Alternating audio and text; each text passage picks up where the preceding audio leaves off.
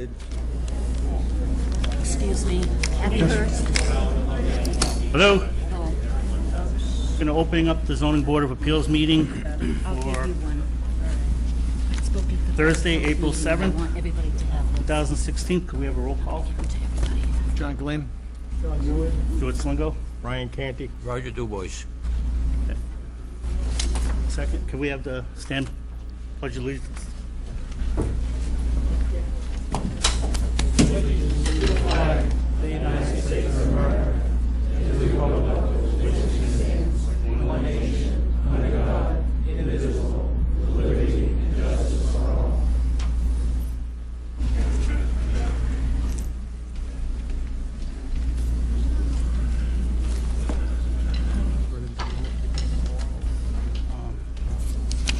Yeah. First thing we'll have, We have two letters that have to be read into the minutes. First one is from Fire Department, Fire Chief, and it's regarding safety at the issue of the proposed cemetery on Coburn Road.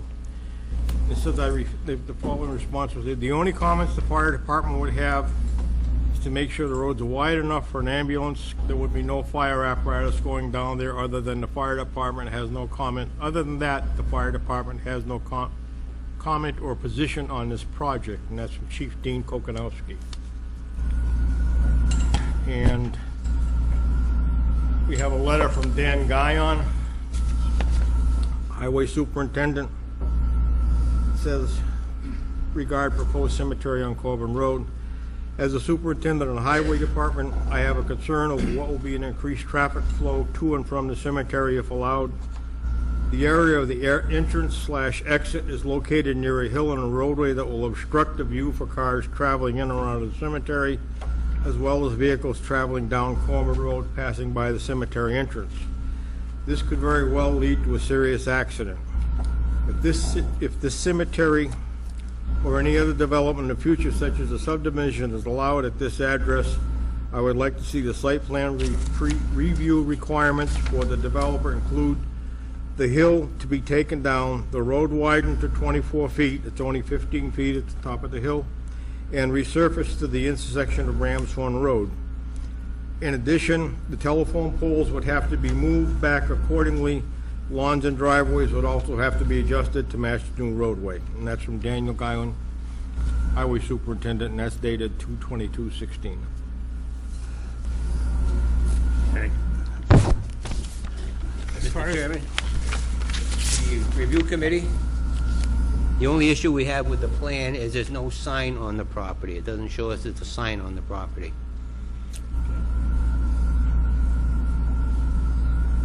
Mr. Talent. Okay, you ready for it?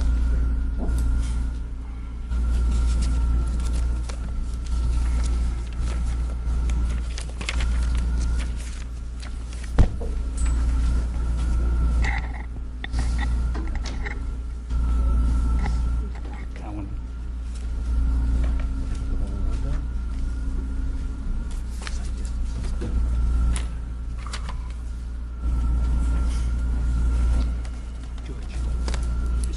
Jim, would you like this facing this way or the?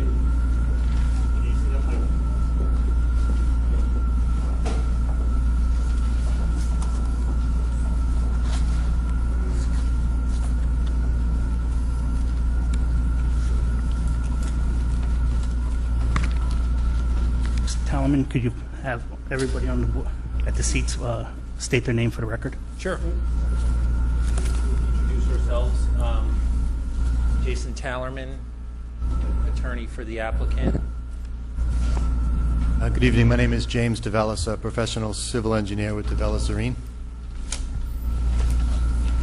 Imad Zareen from DeVellis Zareen, a professional civil engineer. I'm Dr. Banassi. I'm from the Board of Trustees of the Islamic Society of Greater Worcester. Thank you. I'm going to largely turn it over to Imad or Jim to talk about the plan revisions, and I view that as the lion's share of what we have to discuss. We've gone over most of the legal and peripheral issues, so my comments are brief. You received a memo from me describing the plan revisions. You received a memo from Jim and Imad going point by point on those. I just wanted to make a couple of highlights with respect to the plan revisions. They do have a technical memo. We did a lot of work in terms of the traffic and parking. We straightened out that roadway, which was suggested. We showed a detail with respect to the roadway and the width, and they can speak more to the ability of emergency apparatus to get in there in response to the fire chief's commentary. We added an overflow parking lot at the front there in case there was a need for that. We did provide detail regarding temporary cul-de-sacs, which would have an appropriate radius at each of the phases. There are 6 sections, but 3 phases as we build out into the property, and there'd be a temporary turnaround for each of those. And we also, at a board member's request, did add a note about what we will be instructing patrons with respect to and members of the society with respect to the desired flow of traffic coming to and leaving the site. Obviously, those things are tough to enforce, but we're committed to that kind of protocol and are certainly amenable to conditioning in that regard. The plan also shows a 100-foot buffer around the property. That wasn't strictly discussed, but it's been the focus of a lot of commentary. We've increased that buffer. There was some concerns about that. We think it works. Kind of coincidentally, that buffer was referenced at a Board of Health meeting by your health inspector, so it kind of dovetails. We didn't do it because of that. We had actually discussed it soon after we left here last time, but I'm glad to see that he had raised all on his own that if there was that 100-foot buffer, it would provide the necessary cushion with respect to potential proximity to wells. Obviously not a ZBA issue, but we're pleased to offer that as a plan revision. It also helps increase just the vegetated buffer around the property a little bit. So we were pleased to do that.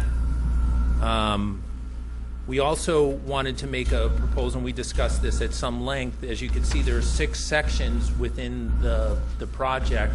Section B there, which would be in the first phase, is about 1.5 acres. And should the Cemetery Commission be interested in any way, shape, or form, we would be pleased to donate that entire section for the town for a municipal cemetery purpose. It's entirely up to the town. We have plenty of space for our needs, and we'd be pleased to share the space with the town for their cemetery needs as well. Obviously, municipalities are always looking for a little bit of space for cemeteries. I know that to be true. Aside from that, I did prepare a memo that addressed some of the kind of just an update on some of the legal issues. I don't think we really need to get into that any further unless you have any lingering questions. I did also provide a copy of the Society's Articles of Organization, which establish it as a religious organization, because that was a question raised last time so that we're entitled to the Dover protections. We wanted to satisfy that concern. I also have, and Greg, if I could hand this to you, a copy of the Society's bylaws, and Dr. Benassi can also give you some input as to the daily operations of the Society and the operations of the 2 mosques in the Worcester area to kind of cement that issue in the minds of the board. Other than that, I'll turn it over to Jim or Imad to just go through the plans in a little bit more detail as to the concerns that have been raised in some of the revisions, and happy to answer any questions. And also Dr. Benassi would like, after we go through those technical aspects, to say a few words for the board. Okay, thank you. Thank you, Mr. Tallerman. Evening, Mr. Chairman and members of the board. Again, for the record, James DeVellis. I'm a professional civil engineer with DeVellis Serene. So what you have in front of you that was submitted earlier was a letter dated March 31st, and basically, from an engineering perspective, stamped. We went through the 17 points that was handed to us at the last hearing. We addressed on the memo everything that was required and how we provided it in narration form. And then in addition to the 17 comments, there were 2 additional items that we put on the plans that were not asked for. So that was That's all documented there. So as Mr. Talaman had said, I think he gave you an overview of all the changes, but I'll just point to them on the plan. Please.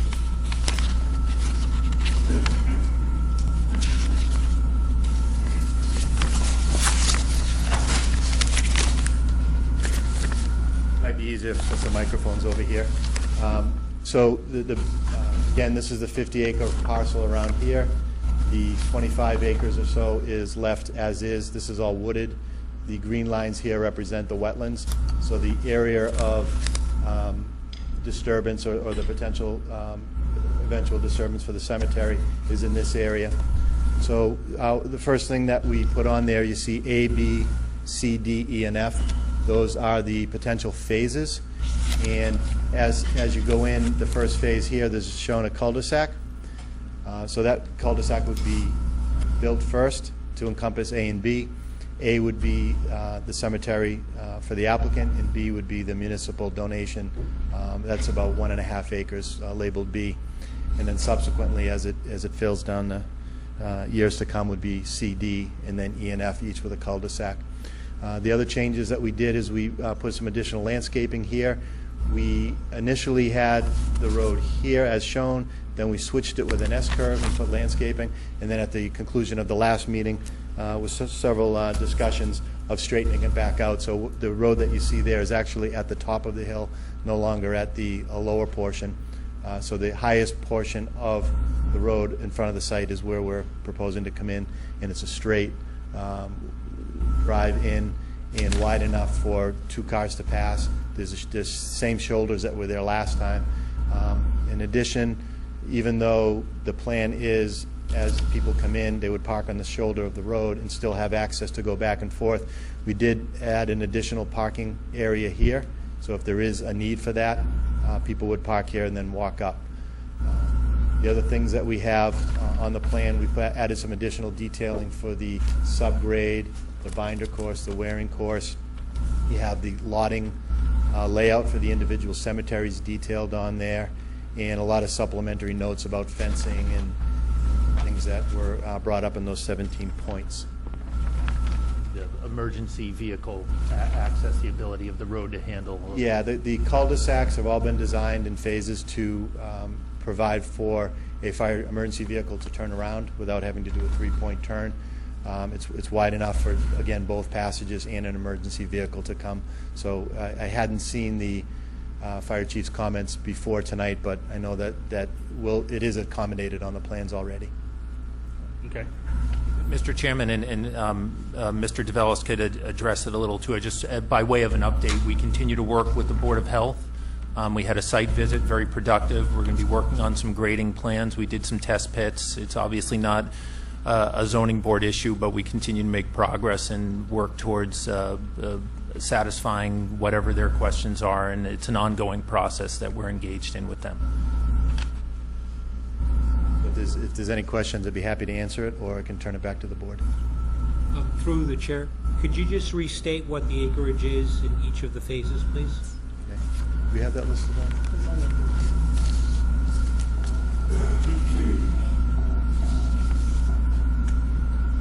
Okay, so on the plan, it's just a little hard to read from back there. So if you see the A, you go under it, it's 2.5 acres, 1.5, 2.7,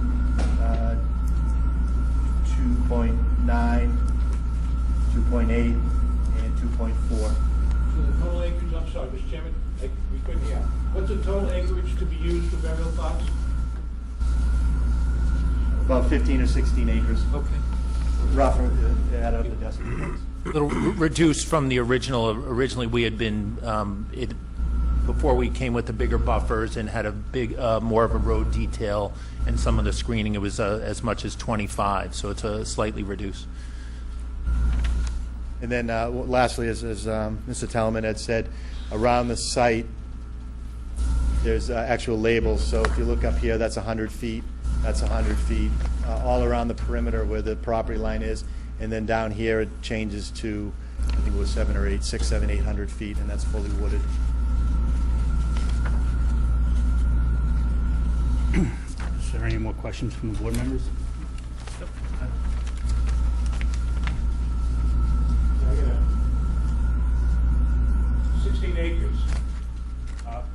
Joseph, Selectman here in Dudley. I usually don't need a microphone. If you can't hear me, you need a hearing test. I want to address something, but before I do, you can sit down, believe me. You don't have to stay up for this one. Thank you. All right? I want to be sure that people are respectful of those whose opinion you disagree with. You know what I mean? I shouldn't have to say any more than that. That's really important. That conveys a particular message about you and about the town. The number of acreage is going to come up in some statements that I've researched and read. But I want to point out that there is a brand new elephant in the room. And you're all aware of it because I've never gotten as many calls and I've never been stopped as many times as I have over the past 8 to 10 days. And that new elephant, because you've all talked to me about it, not all of you, but all the ones who have talked to me, that new element is the crusade, the deceitful and inappropriate crusade to paint Dudley as a bigoted town.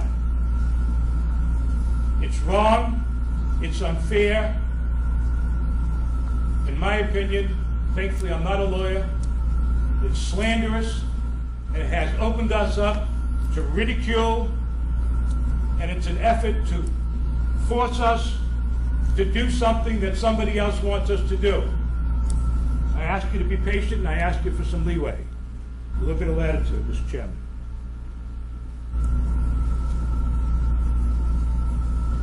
At the very first meeting of the ZBA, I got up 3 times. The first time, because of questions that had been given to me by people who said, the numbers don't add up. This is going to be a huge cemetery, not just for the Islamic Center of Worcester. They said 16,000 burials, and you're going to do 9 to 15 burials a year. That's going to last 1,100, 1,300 years, 1,700 years. So I posed the question, and I said it, and I prefaced it by saying, the issue is trust. People are not trusting what they're hearing. People think they're being lied to because the numbers don't add up to what we've been told, they've been told, is in fact going to be a cemetery for the Islamic Center of Worcester. That question was never answered. Later on, I suggested that there needed to be reasonableness on both sides. Just as Mr. Talaman and the Islamic Society rightfully asked for reasonableness, and the law requires it. There also had to be reasonableness on the part of the client, of the applicant, and the attorney to be reasonable in their request. The last time I spoke at that meeting, I said, because you people, and I told you, as selectmen for 12 years, we always run into situations where people are arguing emotionally. And I told you, it's understandable why you're doing that. But just like selectmen, that board, this board, needs to make a decision based on reason, not emotion. And I asked you to be patient and not, as was suggested, have them take a vote that night. I want to point some things out. And these really bother me. Because I don't like injustice and accusations that are false. In the Boston Globe, in his crusade, Mr. Talaman said, he referred to the reaction was beyond wariness. It was more than that. Then he said it was a visceral, V-I-S-C-E-R-A-L, visceral reaction, meaning it was a gut reaction without reason. That's the definition, Merriam-Webster's definition of visceral. He used that word, I just quoted it. And then he said, and I paraphrase this one, the only root for this reaction, these reactions, are distrust and bigotry. No kidding. I told him there was distrust right up front, and he never answered that question. But bigotry? No. No. That's unfair. And then he referred to the boos and hisses whenever he made a statement, not all the time, but most of the time, that he made a statement, and then he said, evidently it's okay, that's not a quote, but evidently it's okay to bash Muslims. You see the picture he's painting? He wants to make you have to defend those legitimate concerns you have on the basis and on grounds that he is trying to create. And then, yesterday, in an email to our town council, he said that there has been a, and I quote, a barrage, not one, not two, but a whole lot. That's what a barrage is. A barrage of bigoted public statements. And then he said, quote, accusations by selectmen that my clients are lying. Well, I'm gonna tell you up front. It's not selectmen, it's selectman. One, me. And I didn't accuse them of lying. I asked them to allay people's fears that they were being lied to. But it got twisted, which is unfortunate. I didn't accuse them of lying. Look at the tapes. I have. And then a suggestion for being a business. Here are the facts. And this, I'll tell you what, you folks are angry, and it's not often that I am worried when I talk to people and they get really excited, really agitated. This has to be dispelled. It has to be dispelled for the sake of everybody. Your clients, this town, and this board. It has to be done. Now, despite those quotes, here are the facts.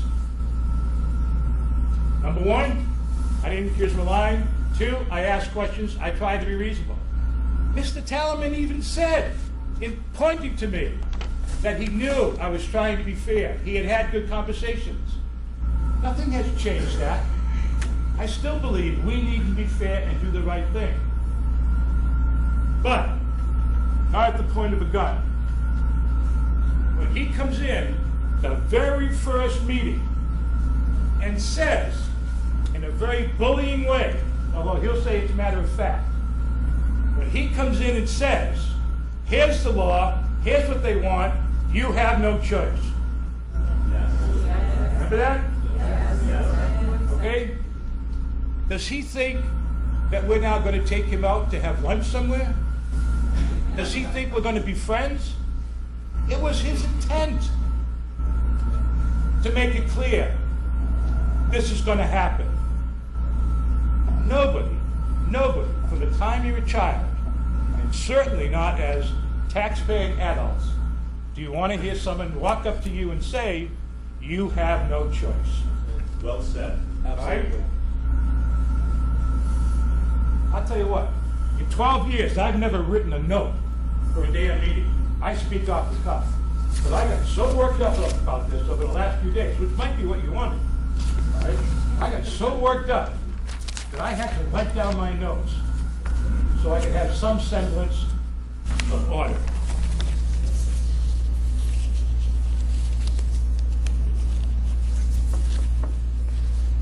Look, according to,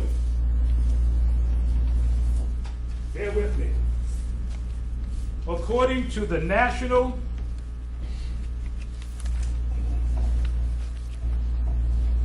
Cemetery Planners Commission Journal, that's a national one. In the fall of 2006, the average number of burials plots per cemetery is between 800 and 1,000 per acre. Think about that, 800 to 1,000. According to the Massachusetts Department of Conservation and Recreation, the average lifespan of existing cemeteries in Massachusetts is 247 years. So let's say whoever owns the cemetery has a good year. We made it 300 years. Remember, we're in the facts section. That's why I had to know, how many acres do you want? Original proposal was 16,000 burials. Yes. Right? At 9 to 15 a year. This proposal, according to Jim, is 14 acres? 13, 14 acres?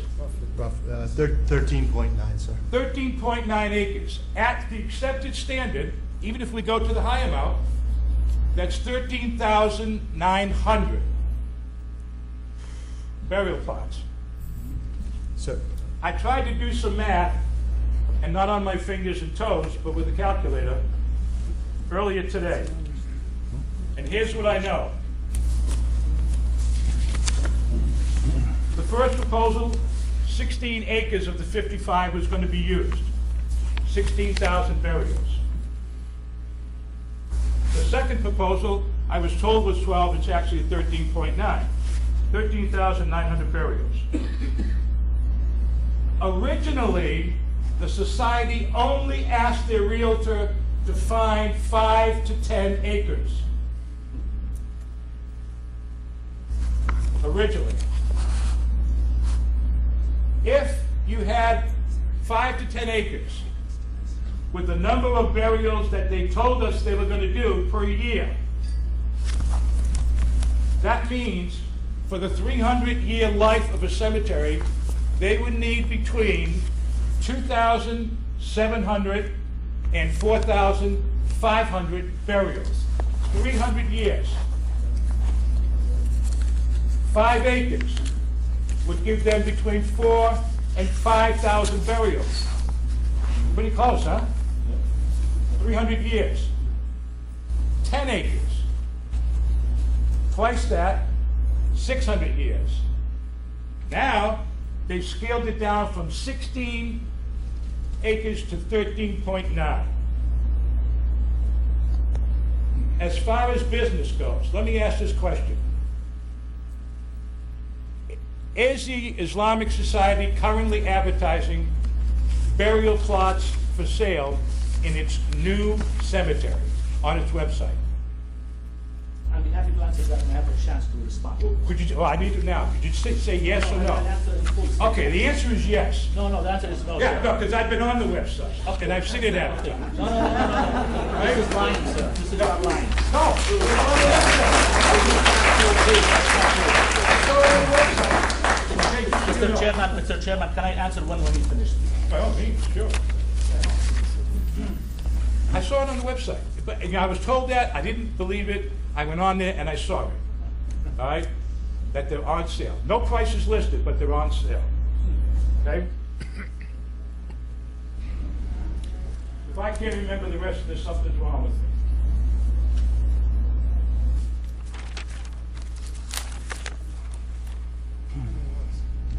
We're a bigoted community, according to the attorney. And yet, privately, one person has told me privately that they're opposed to the cemetery because it's a Muslim cemetery. One.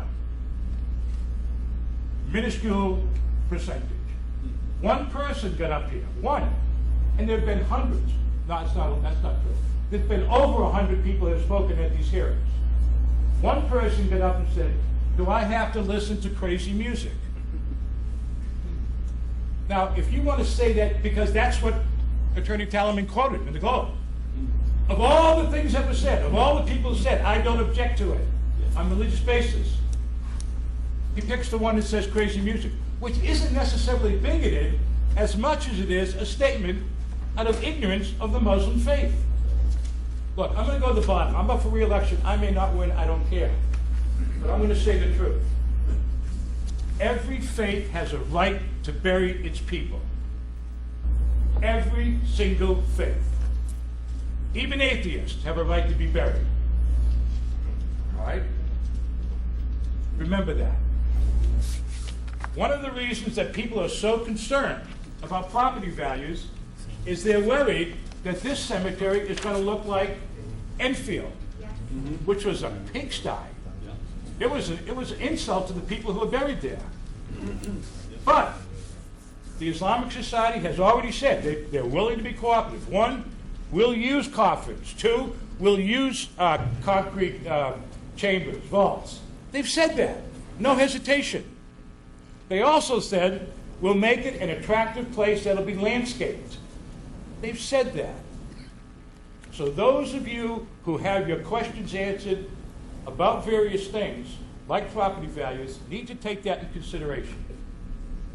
However, the issue now becomes one of traffic and of telling things straight out. So let me say this in closing. I hope I didn't forget anything, because I had some good points in here. Being deceitful and inappropriate and casting false aspersions about a town isn't okay. Never has been, never will be. And if a person thinks that he or she is smarter than they actually are, that also makes them dangerous.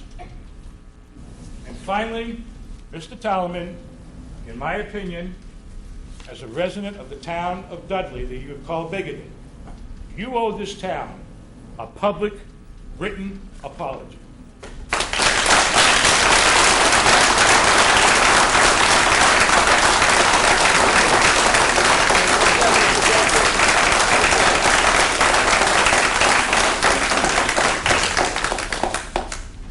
Thank you all, Mr. Chairman, Mr. Zrekhan, and Can you use the mic, please? well, I'd like to use the same opportunity like him, not you, because I'd like to really face the audience. Okay. If it's okay. And I'll speak louder.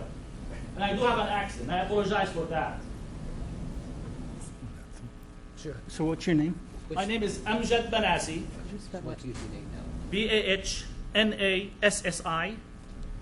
First name is Amjad. Thank you. Thank you, sir. Just a little bit about myself. I left my original country, Syria, in 1981 to come and do my training at UMass. I'm a psychiatrist who consider myself very fortunate, actually, to serve many of the residents of Dudley and Webster and these towns. As you know, there's shortage of psychiatrists. So I'm very lucky to serve this town and other towns also surrounded here. I want to tell you a little bit about an incident happened to me.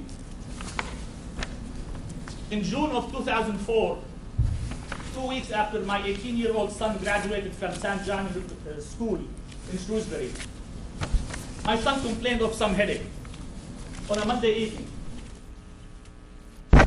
I got him an appointment with his primary care doctor for Tuesday at 1 p.m. By 11 p.m., we lost my son. My son died. If you have lost a son, I'm not going to get you to this, that's the most difficult experience anyone can imagine. We wanted to do some burial. We didn't know where to bury him. So he is in Enfield now. Every time I have to go there, it's an hour and a half drive. I left Syria in 1981 because I believed in the values of this country. I work for this country. And consider myself fortunate to service the residents of this community. I'm 56 years old. I will be dying soon. I don't know when. But I don't want my family to travel an hour and a half every time they want to visit me. I want my family, I live in Shrewsbury, to come 20 minutes to visit with me.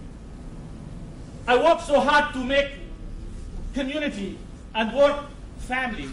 My daughter is freshman at Clark University. My son is an attorney at Manhattan, Wealth Management for Bank of America, married. I don't want them to travel too far. I want my wife to come and see me, and that's the whole idea. That's number one. Mr. Selectman talked a few things. I'd like to address some of them. And I will promise I won't take too much time from you. I try to limit it because I know everyone has lots to do. Talk first about trust. Believe me, you can trust us. We've been in this situation in Worcester for more than 30, 35 years. Never a neighbor complained about us. Never. Never a neighbor said that these are bad people. We worry about their kids. We worry about what they're doing to this neighborhood. You can trust us despite anyone saying. That's number one. Number two, all the facts and the numbers I'll be able to clarify it for you. But clearly, Mr. Selectman never worked with attorneys before. That's what attorneys do. Yes. I'm not bashing our attorney, I have full respect for it. But that's the language of the attorneys. Have you seen any of us stating these things? We work with the town of Dudley. We'd love to work with the selectmen, with the Board of Health. We love the residents of Dudley. We will never, ever say any bad thing. But in the same time, we would like a fair way, process, not based on we hate them or we like them, on what we are trying to bring to the table. The selectman mentioned that he found on the website the trying to recruit people. You see how things take out of context? I'll explain it to you. This is going to cost us close to $500,000. How would you like to get money? We tell people, pay now, when you die, you, your son, your grandson will have a place there. That's where this is the website. Not because we want to have 16,000, not because we want to have 30,000. We're lucky if the next 100 years we'll use 100 years. We don't expect that to be sooner than that. So it is not we want to bury so many. Why? We want to bury our dead people here. We don't want to bring people from Afghanistan, as someone said before. We want to don't bring any people from Boston. It's for us. I deserve to bury here. I deserve to die in the town where I worked hard. I don't want my family to go far away. Finally, we committed that we will work with the neighbors. We will work with the board of health, with the selectmen. We have nothing to hide, folks. Trust me, we have nothing to hide. I'm more than happy to answer any of your questions. More than happy to have you visit our center anytime you want to. We've been there. The FBI visited us. We are so clear. We are your protection. Work with us. Those that you're afraid of, they are our enemies too. Those one who you think they might be there, they are our enemies. We don't want them there. We want to fight them from your town. We want to keep them away. Thank you, sir. And believe me, this is the truth. Thank you all.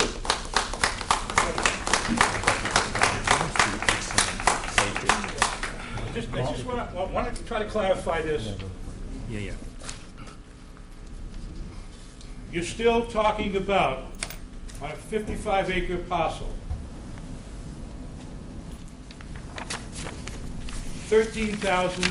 approximately 13,900 burials.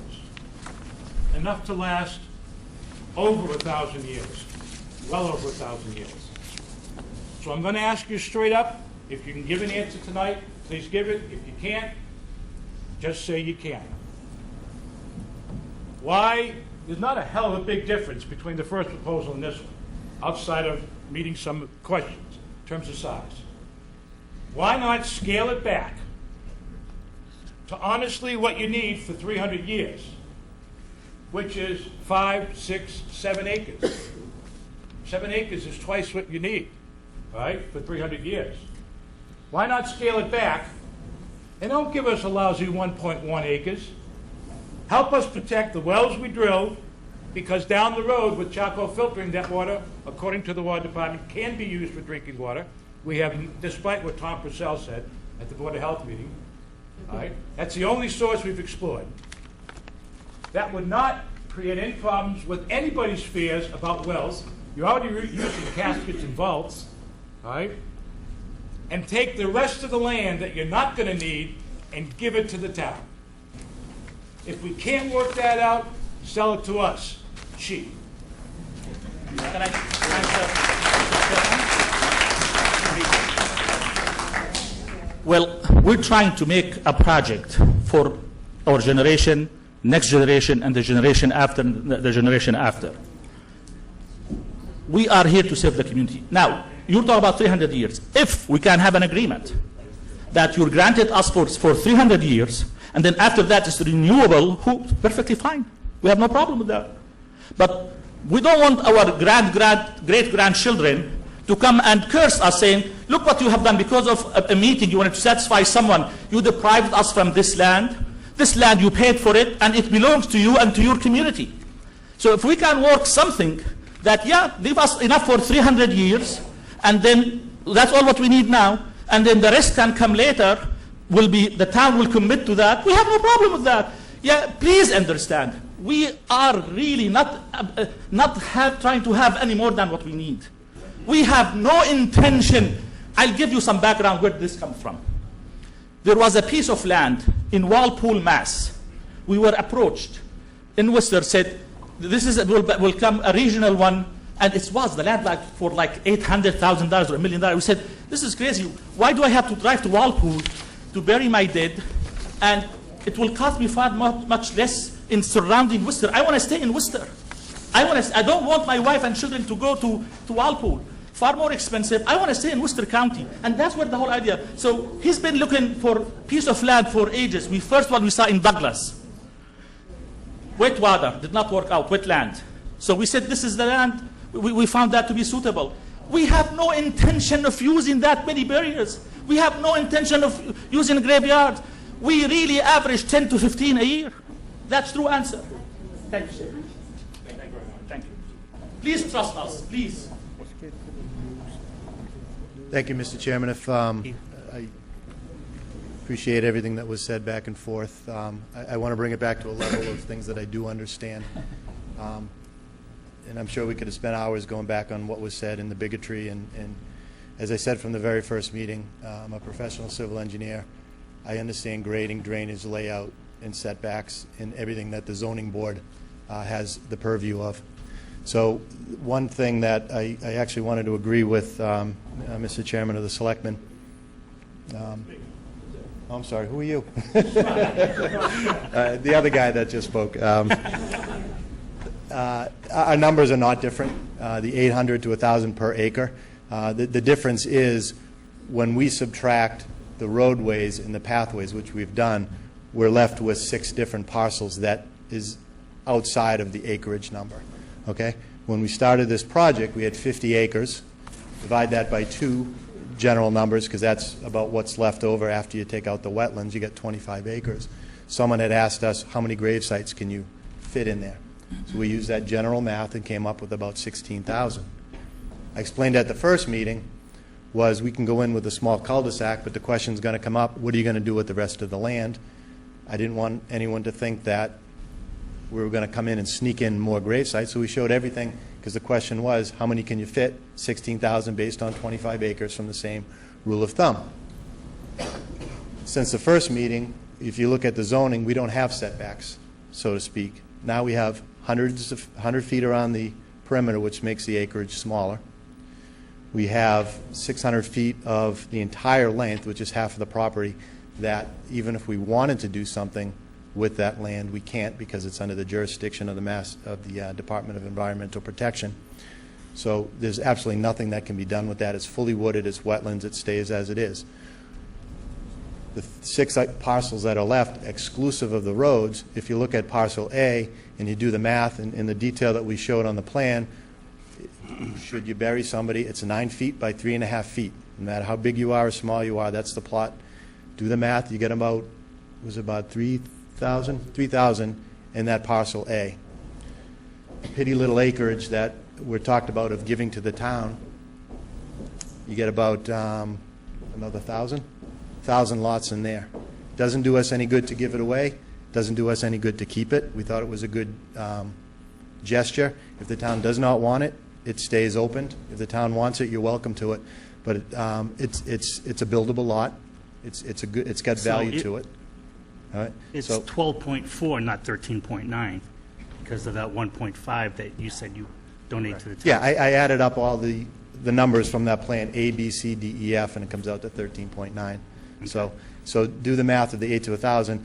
We're talking the exact same numbers of plots that go in there. So we're not, we're using the same rule of thumb. So if there's questions on any of the stuff that an engineer can answer, I'd be happy to do it. And again, I sat at the same meetings. I heard the same comments. We all have different opinions of what was said. I don't want to go back and hit point by point of what attorney said what and what person said what. I don't think it belongs here. And I want to use my time wisely while they're paying the bill for an engineer to be here. Yeah, we looked at the site distance, and like I had said, at the suggestion of one of the board members, we moved it back to where it originally was. In my professional opinion, on the record, there is no site distance issue when you come out to the road. You can look right, you can look left, you're at the top of the hill. To lower the road doesn't, from an engineering perspective, doesn't make sense because you're making an issue out of something that, by lowering it, it's not going to help. Widening it, again, the traffic that is going to be generated from the applicant's testimony does not warrant traffic jams. It does not warrant, lowering the whole and repaving it all the way down. It's not an office park. It's not a Walmart. It's not a school. It's a cemetery with very few per year. So I wanted to be clear on the record. There's no, from my professional perspective as a civil engineer that's been doing this almost 30 years, it is not a traffic issue coming in and out of that cemetery for the projected clientele or the projected visitors for this particular use, especially with the the program that's been reduced. Mr. Sullivan?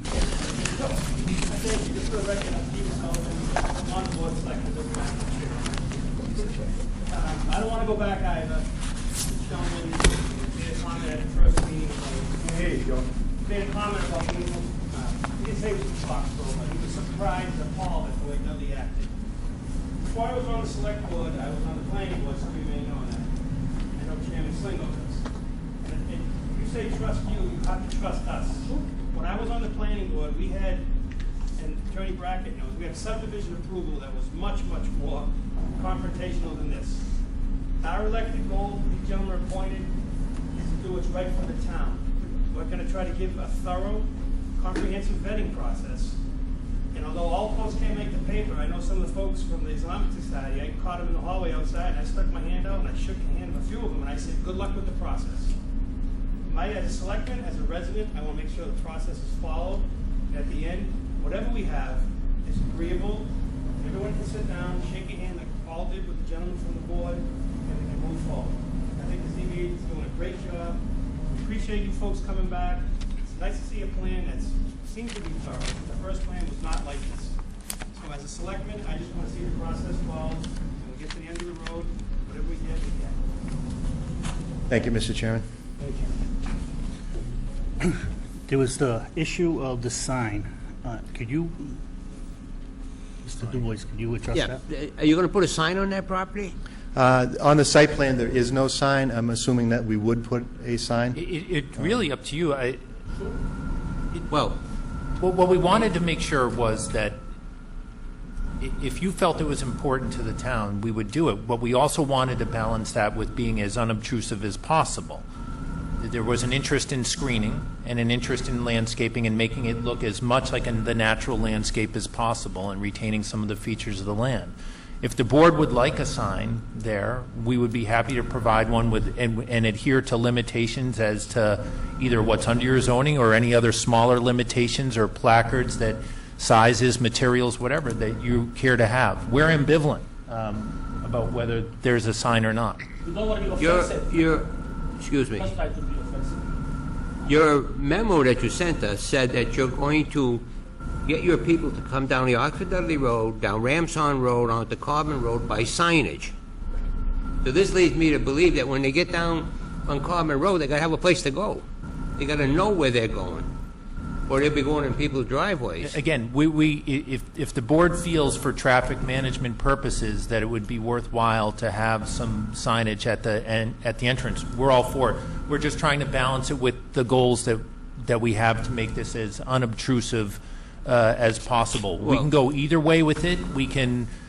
It's up to you. If you feel that traffic management would warrant the placing of a small, unobtrusive sign on the dimensions that you see fit, we're all for it.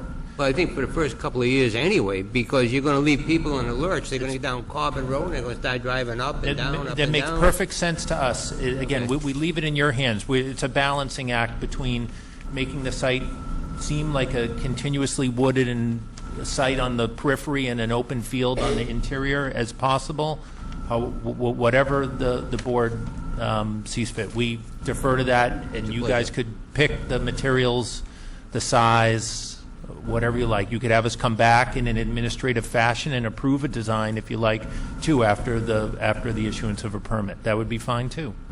Building department? Huh? Would that be the building department that approves the sign? Yeah, if you get a sign permit from the building department, yeah. It doesn't matter to us. Again, under your zoning bylaws, there's rules with signs, but you guys could add to that by having us do it at a certain size or certain materials, non-lighted, whatever you want for signage. We're comfortable. In fact, we're happy to, if you direct us to present a sign to the building inspector and put it in his hands, that's fine. If you want us to come back in administrative fashion to you, if you have a design review board, whoever you want to approve a sign is fine with us. Cemetery Commission, maybe, if they have the type of sign that they would like to see as appropriate and consistent with other cemeteries in town, that would be fine too. Andy? As a former cemetery commissioner and dealing with other businesses that are on back streets and side streets when they didn't have signs, in business when I was working, all we got was I couldn't find a place. Really, you know. If I told you where some of the cemeteries were in this town and asked you to go find them, couldn't find them. There's no signs. They're not on a street map or anything else. The big thing with signage, even small signage, is you're going to have people coming from basically an urban environment down a country road. And once they get there, they're really going to need some form of direction, if it's small or whatever. However you work that out, highway or building inspector or whatever, but I think it's for the safety of the people coming as well as for the neighbors on the traffic on that road, because that is, we don't want anybody getting hurt. It's fine with us. Again, we'll go either way. You tell us what to do in terms of signage, and we're happy to do it, or tell us to get it approved by someone else, we're happy to do that too. Okay. We assume that it would be a very unobtrusive, tasteful. Correct. Right. And we would intend that anyway, obviously. So however you like. We're not looking for neon and flashing lights. Nor are we. Question for the project engineer. So would there be a maintenance building on the site? No maintenance No building. maintenance building. So where would you store your equipment that's needed for excavations? Most likely it would be contracted out. They would come in. And again, from one of the early meetings, there are no headstones or buildings, so it's just cutting of the grass and raking of the leaves. Okay. And is there any runoff from the roadway that's there? Because it would seem the natural slope of the land would be back toward Corbin Road. A little bit. If you look, actually that topic came up when we were doing the test pits, because it is farmland and a lot of the soil at some parts are barren and dirt. In rows, there's going to be a lot more runoff today than there will be when grass is planted. So it's actually going to be a decrease in the runoff. And we're working through, Greg, with some various grading plans, and this kind of goes almost to the area of the site as well, because we may have to move some of the earth around on the site. we'll probably be moving it from the back of the site as well, just to make the first couple of phases more usable. And then perhaps later, if we do expand into the back areas, we'd be importing stuff. But at each stage of the way, we're going to be working with the Board of Health to make sure that we have the proper depth to. The shed doesn't, no shed I doesn't know work. that in instances where there have been other cemeteries constructed, there's a major excavation that takes place at the start of the project. Is that what's anticipated here? Is there's an excavation that's done in the soil and the boulders are removed, and then the site is filled back in? Do you anticipate that's how it's going to be handled? Yeah, there'll be erosion and sediment controls required. There'll be moving of the, it's relatively flat, so the test pits that we had did not find any boulders or, Wow. or ledge, nothing like that, so it was very good information. Probably people pulling boulders out of that soil for a long time. Yeah, I before just we know got that there. when I've seen other cemeteries constructed, there's a lot of time spent excavating the entire site, removing the rock, and then filling the site back in. Yeah, no, we did not find one rock that was, we did, what, 3, 6, 9? Nine test pits. Okay, thank you. Excuse me. I don't know how your soil tests went, but typically with town cemeteries, when we took out a grave, basically a gravel type fill was used to fill in the grave to pack and then covered with loam and finish. All right?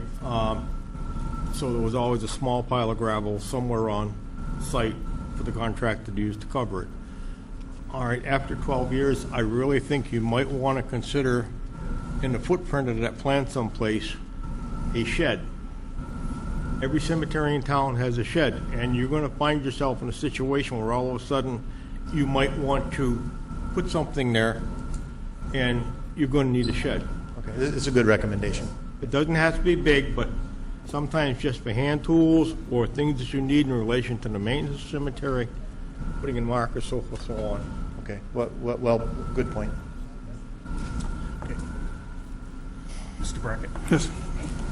Mr. Chairman, I'd just like to make a couple of comments, and I'll try to be brief. I'd also like to follow up on the comments made by Selectman Joseph regarding the newspaper article in the Globe and the quotes that were attributed to Mr. Tallerman. I can tell you, Mr. Chairman, for your information and Mr. Tallerman, with whom I've already communicated by way of email, and to the members in the audience, that in my 41 years as a public attorney, and during that time I was city solicitor in Worcester for 8 years, town council in Watertown for 11, and I've been town council here in Dudley for 22 years. I've never seen an attorney representing an applicant before any town board, planning board, zoning board, board of health, town meeting, refer to the citizens of the town in which he or she is seeking an application as being distrustful, fearful, and bigoted, as Mr. Joseph has mentioned. Mr. Tallerman also stated, every time I open my mouth, there are boos and hisses in the background. It seems to be okay right now to bash Muslims. Now, that story in the Boston Globe had some ripple effect. It was referred to by Jim Browdy on his Channel 2 program, Greater Boston, on the evening of March 30th, and I was watching the program that night, as I do regularly. It was also picked up by Boston Magazine. And each of those stories were basically relying upon the representations that Mr. Tallerman made in the Globe story. Now, I've been in touch with Mr. McQuarrie, the reporter at the Boston Globe. I provided him with a summary of the background. He expressed his thanks that I was able to give him information that helped to balance what he had from Attorney Tallerman. I've also been in touch with Jim Browdy at Channel 2, with Scott Buell at Boston Magazine, and Kim Ray and Jerry Russell at the Telegram and Gazette to provide them with additional background and also to correct some errors that were in the TNG stories about the action at your March 3rd meeting. The paper was reporting that what the board did was to reject the special permit, when in fact all you rejected on the recommendation of the committee was the plan. And the editorial on March 6th also carried that information, that you had voted to reject the special permit, then you had a public hearing for 90 minutes, and then you continued it to tonight. So Jerry Russell at the TNG has already printed a correction to those stories so that people in Dudley and other communities and other officials in other communities know that we didn't vote to reject the special permit on March 3rd. we rejected a plan, and we're continuing this hearing on the special permit. No, I'll just mention and restate for the benefit of the meeting that the criteria for a special permit under your zoning bylaw, which was presented by the planning board, approved by town meeting, approved by the Attorney General's office, says that you can grant a special permit for this proposed cemetery if you determine that the use is in harmony with the general purpose of the zoning bylaw, and secondly, that the use complies with the general and specific provisions enumerated in the zoning bylaw. And those are the standards we'll be reviewing when you begin your deliberation phase, once the public hearing is closed. But I also want to bring up some issues that are contained in Mr. Tallerman's supplemental memorandum, which is a matter of public record for these proceedings, and for which he sent a copy to the Attorney General's office. And I'm very familiar with Margaret Hurley, who's in charge of the Municipal Law Unit, and I sent her an explanation, just as I did Brian McQuarrie, as to what's been going on at the town, the procedural background of this case. And the reason I have to go back over it again, Mr. Chairman, is Mr. Tallerman wants to continue to make these issues before your board. Now, number one, the first issue. He makes a statement that to this end it's notable the town's zoning bylaws exempt municipal cemeteries from any permitting requirements, as evidenced by the recent expansion of the Walden Cemetery. Certainly, if the town has adopted a permitting scheme that relieves municipal non-denominational cemeteries from any permitting requirements, my client's proposed cemetery is legally entitled to a comparable level of scrutiny. Well, frankly, that statement either shows that Mr. Tallerman doesn't understand the zoning statute, or that he's specifically misrepresenting an argument before this board. Because when the zoning statute was adopted in 1975 as Chapter 808 of the Acts of 1975, Chapter 40A specifically provided that cities and towns could exempt municipal uses from zoning. And the town of Dudley has done just that. In Section 2.01.03, any and all municipal uses and structures shall be exempted from any and all provision of the bylaw. So his suggestion that we're applying special permit criteria and what will be cemetery regulations from the Board of Health to his cemetery that are not being proposed for the town cemeteries has no foundation in law, because the town acted pursuant to the state law and the town cemeteries are exempt. The second point that he made, notwithstanding the clear weight of the law, your counsel, Gary Brackett, has consistently questioned the zoning exemptions available to my client under the Dover Amendment. As a threshold matter, Mr. Brackett questioned whether my client is a bona fide religious organization. To that extent, I attach my client's articles of organization, which established the ISGW as a nonprofit corporation dedicated to religious purposes. Well, Mr. Chairman, my initial reaction was, it's about time, since he didn't present this information to the building inspector on January 7th, he didn't present it to you on February 4th, he didn't present it to you on March 3rd. Finally, on March 31st, he decides to grace us with the Articles of Incorporation regarding an argument he's been making since February 4th that his client is exempt. We were looking for documentation for that. He failed to provide it. Now he's provided it. But he's somehow or other suggesting that my request was frivolous. Mr. Chairman, I point out that it's been mentioned in previous sessions, the Regis College case involving the town of Weston. There, the town of Weston was represented by Mr. Tallerman's former law firm, Copeland and Page. So they would have been in the same position representing the zoning board as I am representing you. And Regis College wanted to put housing on campus, and they claimed it was educational. They wanted to provide housing for senior citizens to take courses at the college, and they wanted to argue that was exempt under their educational exemption. The SJC determined that when you're interpreting 40A Section 3, there's a two-pronged standard. And if you don't mind my reading these two brief paragraphs, Mr. Chairman, for Mr. Tallerman's benefit, if he's not familiar with it, but also for those in the audience. The SJC held that there were two common sense and interrelated limits on the statute's application namely that the Dover Amendment protects only those uses of land and those structures that have as their bona fide goal something that can reasonably be described as educationally significant. The second is that the educationally significant goal must be the primary or dominant purpose for which the land or structure will be used. And all you need to do there is substitute the word religious for educational. The second standard set forth in this decision, which was reported in 2012 in Lawyers Weekly, over the objection of Regis College, the SJC explicitly reaffirmed that it is the applicant's burden to demonstrate that the dominant purpose or goal of the project under consideration is primarily educational in nature.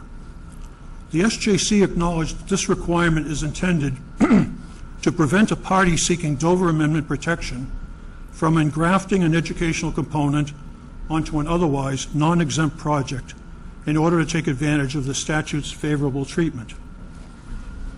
And Mr. Chairman, I had mentioned in a previous meeting that in the Needham Pastoral Counseling case, the Catholic Church was proposing a counseling center in a residential zone. There it was determined by the Needham Board of Appeals that that use was not religious in nature. The Catholic Church was certainly a religious entity, but the use of that property was not religious in nature. So it's a two-pronged standard, and I would suggest, Mr. Chairman, from what I've seen of the minutes of the meetings and what's gone on tonight, Mr. Talaman has only satisfied, unless we do further research on the Articles of Incorporation, only satisfied the first prong. Now, with respect to the further issue that Mr. Talaman raised, and this, frankly, is a first for me as well, Mr. Chairman, I smile because it's almost comical in its presentation, and yet it's so serious that I have to withdraw the smile. Because Mr. Talaman is accusing me of a violation of the Massachusetts Rules of Professional Conduct. He states, Attorney Brackett also suggested to the board that the appeals court has overruled the decision of the land court in Jewish Cemetery Association versus Wayland, which, as I previously noted, concluded that religious cemeteries are entitled to Dover Amendment protection. However, Attorney Brackett's statement in this regard are patently false and misleading. To wit, contrary to Attorney Brackett's representations in this regard, the appeals court expressly endorsed and affirmed the land court decision and concluded that there's no dispute that the use of the locus as a Jewish cemetery is a use protected by the Dover Amendment. Well, Mr. Chairman, that statement is patently false and misleading.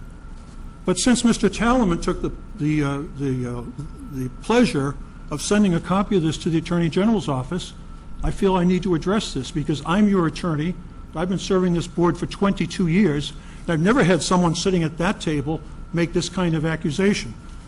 So, Mr. Chairman, let's take a moment, if I can pass these around, and take a look at the Wayland case.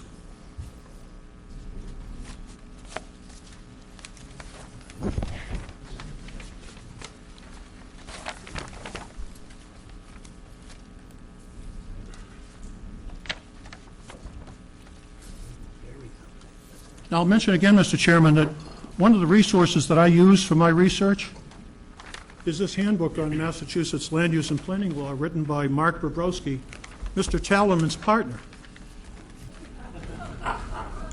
And if I can point out to you that in the one section of his handbook that relates to cemeteries, there's one paragraph. And let me read this to you before I review the Wayland case, and I'll read it for the benefit of the members present.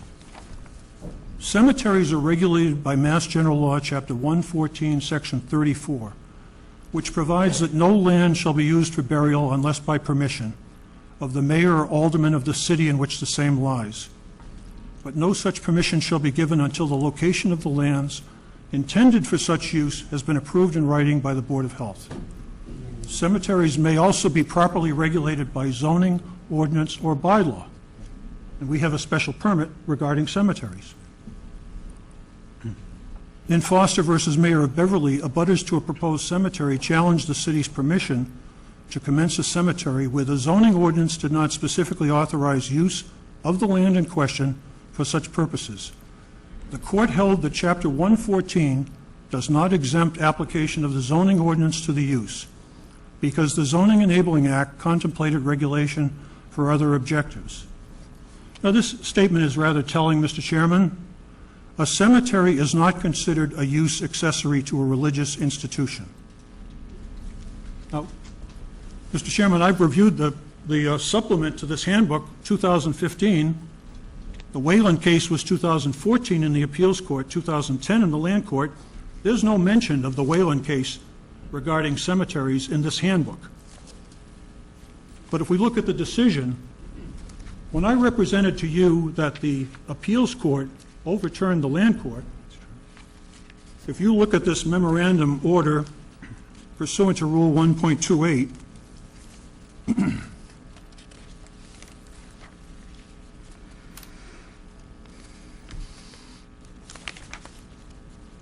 and if you look at the very last paragraph, Mr. Chairman, on the second page, the judgment and the order denying JCAM's motion to amend the judgment are vacated. Mr. Chairman, that's a reversal. Mr. Talaman must know that. The appeals court vacated the judgment of the land court. I said the appeals court reversed the judgment of the land court. He's telling me that I'm misrepresenting to you and violating rules of professional conduct the extent of the decision in that case. And, Mr. Chairman, what's interesting about that case in Wayland, and I think it has no application to these proceedings, in Wayland there was an existing Jewish cemetery. They wanted to add an eastern portion and a western portion to that existing cemetery. They went to the town, and the town said they had to get a special permit for soil removal on the property, and they had to have site plan review. Now, what was interesting there, Mr. Chairman, is the use as a cemetery in that zone was an allowed use. It didn't need a special permit for cemetery, as we do. And in that situation, the existing cemetery was considered to be a religious use. So there was never any issue before the zoning board in Wayland, or before the land court, or before the appeals court, that the use was in dispute as a religious use. What was in dispute was whether or not the town of Wayland could force them to get a soil removal permit to move land around in preparation for burial plots, and whether or not they had to get site plan approval. And when I spoke of this issue at the previous meeting, Mr. Chairman, which Mr. Talaman is alleging that I misrepresented to you, I specifically recall saying that the land court had the affidavits of 4 rabbis, 1 Roman Catholic priest, 1 landscape architect, 1 paralegal, and 1 attorney, a noted attorney by the name of Sander Rickleen. The land court had 8 affidavits regarding this proposed use expansion of an existing Jewish cemetery. The town's zoning bylaw for soil removal contained an exception for a cemetery, but the town went ahead and said that the Jewish cemetery had to get a special permit anyway. They also said they had to get site plan approval. By the time it got to the appeals court, and so you know, and so Mr. Talaman's client understands, since you said, sir, with all due respect, that's what you pay Mr. Talaman to say. That case started in 2008 before the Zoning Board of Appeals. The land court decision was in 2010. The appeals court decision was in 2014. It took 6 years, and during that 6 years, the Jewish cemetery completed 1/2 of the expansion because they already had a special permit for soil removal and they already had site plan approval. So the only thing they were appealing was the western section of the expansion of the cemetery. I won't bore you, I don't need to bore you any further by reading the details of this decision. The decision itself makes it clear that the appeals court specifically reviewed the so-called exemption. It says JCAM at the bottom of the first page persuasively argues that the bylaw exemption must refer to some excavation activity beyond that needed to dig graves. By the town's own estimate, digging an individual grave involves the removal of only about 8 cubic yards of earth. If you look to the bottom sentence of that paragraph, Mr. Chairman, on the second page, we conclude that JCAM's proposal is exempt from the earth movement provisions of the bylaw so that a special permit is not required under those provisions. So, Mr. Chairman, the holding in this case, the appeals court didn't even have to get to the question of whether it was a religious use, even though that wasn't in dispute. The holding in that case was that the town had misapplied its own zoning bylaw on soil removal to a cemetery when there was a clear exception for cemeteries when the bylaw was adopted by town meeting. So, Mr. Chairman, I'll just close by saying Mr. Talaman's statement, the appeals court expressly endorsed and affirmed the land court decision and concluded there's no dispute that the use of a locus as a Jewish cemetery is a use protected by the Dover Amendment. Mr. Chairman, that's not a holding of that case. That's a statement of fact. The town didn't dispute it was religious. Certainly the Jewish cemetery didn't dispute it. Before the land court and the appeals court, the parties agreed it was a religious use. The whole question was the application of the soil removal bylaw.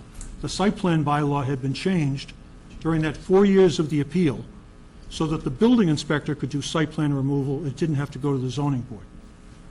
So, Mr. Chairman, I stand by the recommendations and advice I've given you before. And while I've known Mr. Talaman for a number of years, he's been practicing since 1994. I've been practicing since 1974. And I think I've handled a few more zoning and land use matters than he has. And I think what he ought to do is two things, Mr. Chairman, as I recommended to him in an email. Number one, he should go back and read the Whalen decision, because if it carried the importance he says it does, his partner would have included it in this handbook.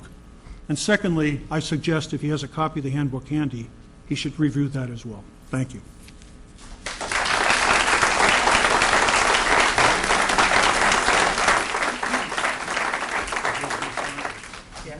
What I don't want to do, and what I said from the beginning, is have a lot of back and forth. We've both staked out as attorneys the legal ground. I stand by the memo. I have a strong disagreement with Mr.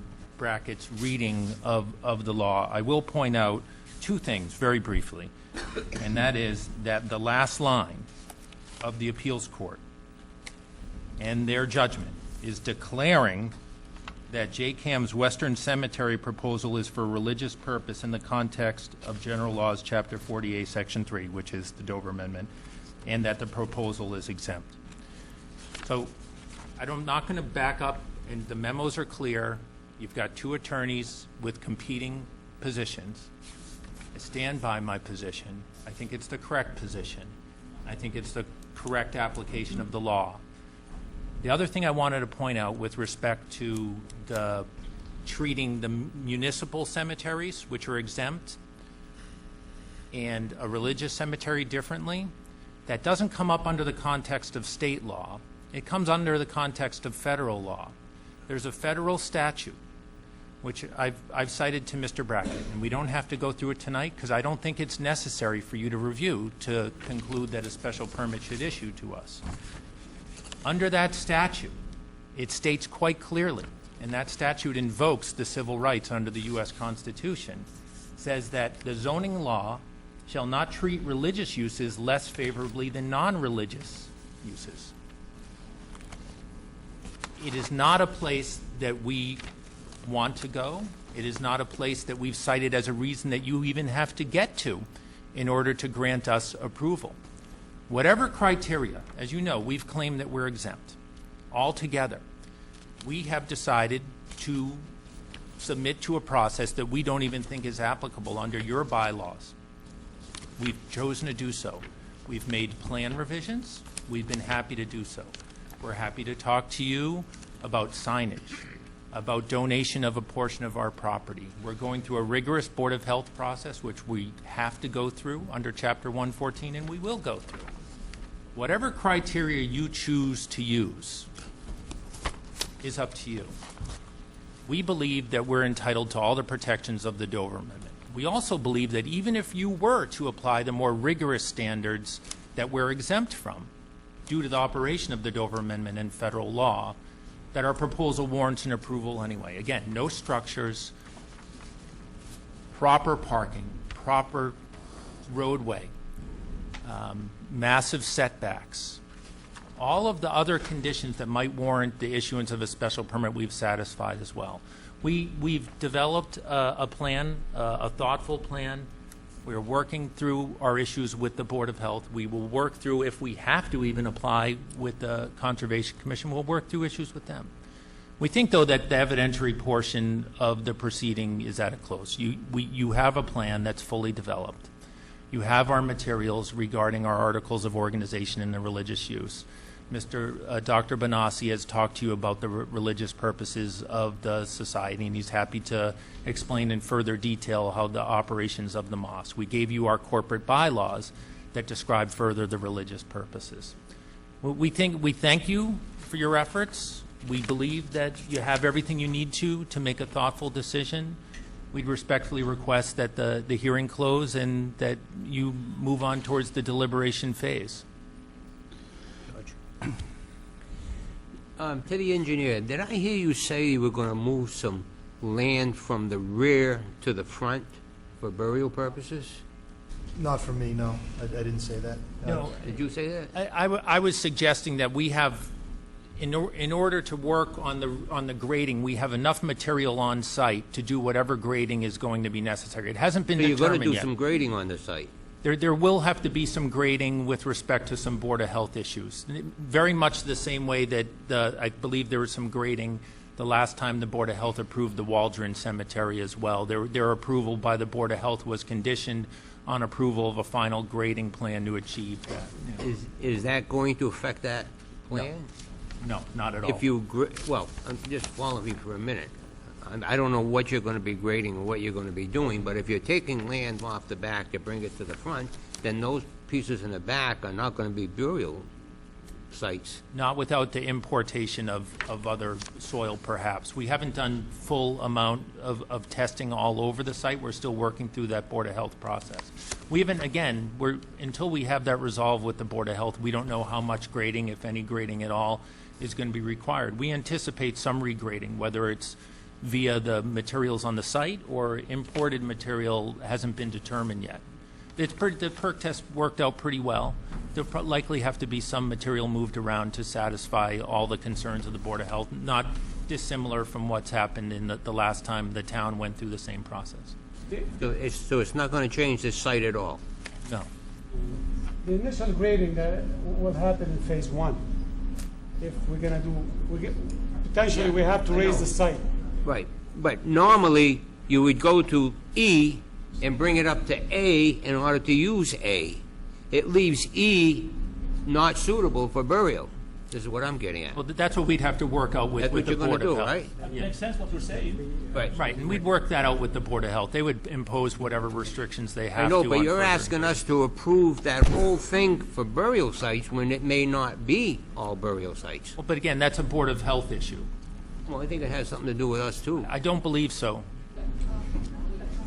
We can't use Okay. E if it doesn't satisfy Board of Health from a grading standpoint. Yeah, but I'm looking at what we're going to approve. We're going to have an official map in our office, and we're going to approve burial in E. Sometime down the road, I don't know what's going to happen. Somebody's going to go ahead and start burying in E. No, in fact, we have voluntarily submitted that we would accept a restriction and a condition on the decision that the approval of any grave sites would be subject to prior Board of Health approval, which is required by statute anyway.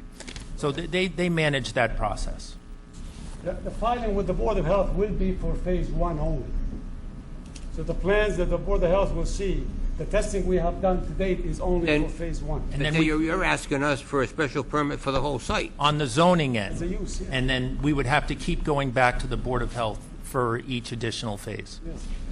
One other thing to our town council, Gary, because they're adding parking spaces, this triggers site plan review for them under our bylaws. Mm-hmm. So will it be necessary for them to go through site plan review? Yes, 10 or more spaces requires a site plan review. Yes, if this has been the revision to the plan as proposed, this Vision of the plan shows overflow parking, Yeah, then site plan review would be required. yeah, okay. Apparently, We don't that have wa- anything to do with that. that wasn't originally presented to the building inspector, Mr. Burlingame, so I don't think he even addressed that issue at the time, but we now have a But plan. the map that- he had at the time didn't show anything, Right. you know? Okay. I'm all set. Mr. Chairman, Joseph? I just take one moment to just briefly respond to Mr. Talaman's response to my statements. Number one, he cites to the last sentence of the decision. And I'd like to remind him that he represented to you that my statements were false and misleading. The last sentence of the decision states that a new judgment is to enter, a new judgment, which one would assume if it's a new judgment, the lower court judgment has been set aside. A new judgment is to enter annulling the decision of the Wayland Board of Appeals, declaring that JCAM's Western Cemetery proposal is for a religious purpose in the context of 40A Section 3, which was never in doubt, Mr. Chairman, as I said earlier. And then it says, and that the proposal is exempt from the earth movement provisions of the Wayland zoning bylaw. And Mr. Chairman, if the 40A3 Dover Amendment exemption applied to the special permit bylaw, the court would have never had to address whether the cemetery was exempt under the bylaw. But the court is recognizing it's a religious use, but it's also addressing the standard under the bylaw regarding cemeteries as exempt from soil removal. So I don't think he's countered my argument that he falsified his supplemental memorandum to you.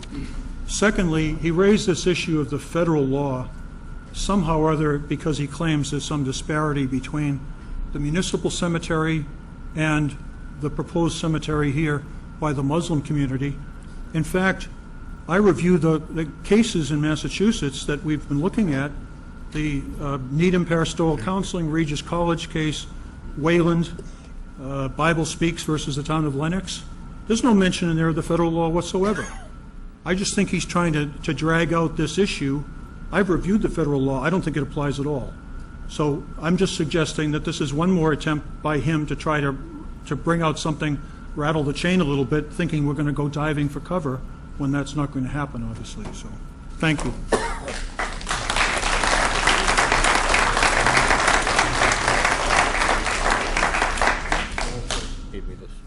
We'll read it afterwards. The gentleman said from the Islamic Center that they want to take care of their needs, and they are willing to have a proposal that takes care of their needs.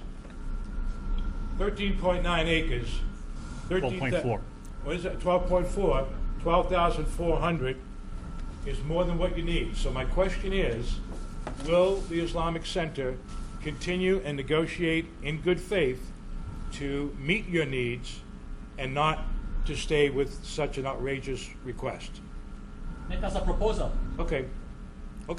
I can't do that myself, but yeah, we'll get that done. We'll have to sit down and do that. Thank you, Mr. Chairman.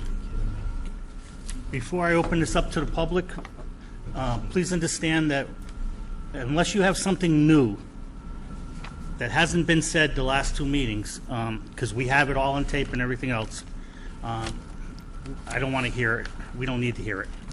Well, through the chair, I would just like to ask one question. I understand that the Islamic Society of Greater Worcester is intending upon using the cemetery for their own personal needs.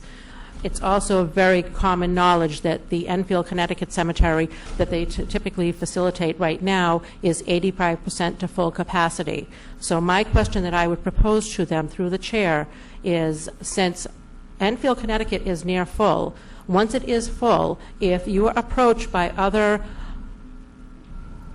Muslim centers, societies, etc., if they are not part of the Greater Society of Worcester, are you going to deny them to be buried in the cemetery? Because Enfield, Connecticut buries over 200 funerals per year. That's in the paper, that was in the Globe, that was in the Worcester Telegram. That's 4 funerals a week. That's a big difference from 9 to 15. So I propose to them a question. If you are approached by other Muslim societies requesting to be buried in that cemetery, are you going to deny them and tell them that it is solely for the use of the Society of Greater Worcester? You want to answer that? Please. Mr. Chairman, if it's a fair question, but if every community grants the Muslims the right to bury without resistance, then there will not be a need for other communities to share with this. Why did I go to Enfield? Because there is no local one here. The more the towns grant us the right to bury, there will be no need for other people to share with somewhere else. I went to Enfield because I was for it. And I told you we were talking about Walpole. So this argument is not fair. Please, we're telling you now that all what we need, all what we anticipate, all what we're looking for, service our community. Every community should service its own. We can't predict how large the Islamic Society of Greater Worcester may be. As you heard, there's a community of 300 to 500 families. It may grow in nature, and it is conceivable that slightly more frequency of burial may happen. The population grows. We're also not aware, in terms of the types of conditions that one would normally apply to a cemetery, of any other conditions with respect to the number of burials that may be had at any other facility or cemetery. Again, we're just looking for an even playing field here. We're willing to engage with Mr. Joseph and the Board of Selectmen once this is all said and done on a proper negotiation that would perhaps limit the scope, the back-end scope of this cemetery. We're happy to have that discussion, just as we're happy to devote a full sixth, roughly, of our available burial sites for use by the Dudley Cemetery Commission. But that's not really a germane topic for this proceeding. You have our application before you.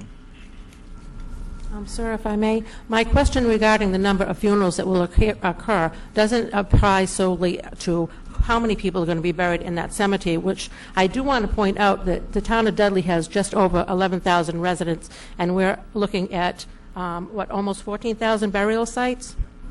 And that's beyond. But my question regarding the number of funerals is because the amount of traffic influx that will be put onto our small neighborhood, our small, narrow roads. We are a very rural, small community. We're not a community the size of Enfield, Connecticut, where they have larger roads and, much wider streets. And, my question is the number of funerals, how's it going to impact our traffic? That's already been addressed. I understand that. I understand, but council doesn't want to go and keep that up front. He's trying to skirt that issue, so thank you, sir. Ronald Chickering, 18 Pondview Terrace in Dudley. I have a question for Mr. Telsman. In the first meeting, I believe it was, you stated that the Enfield Cemetery was getting full, and so you wouldn't be able to bury there. Is that correct? I don't know the number, sir.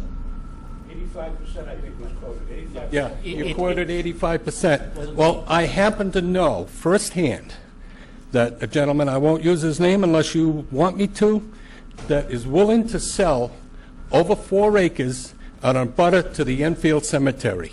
So that cemetery's life would extend far beyond.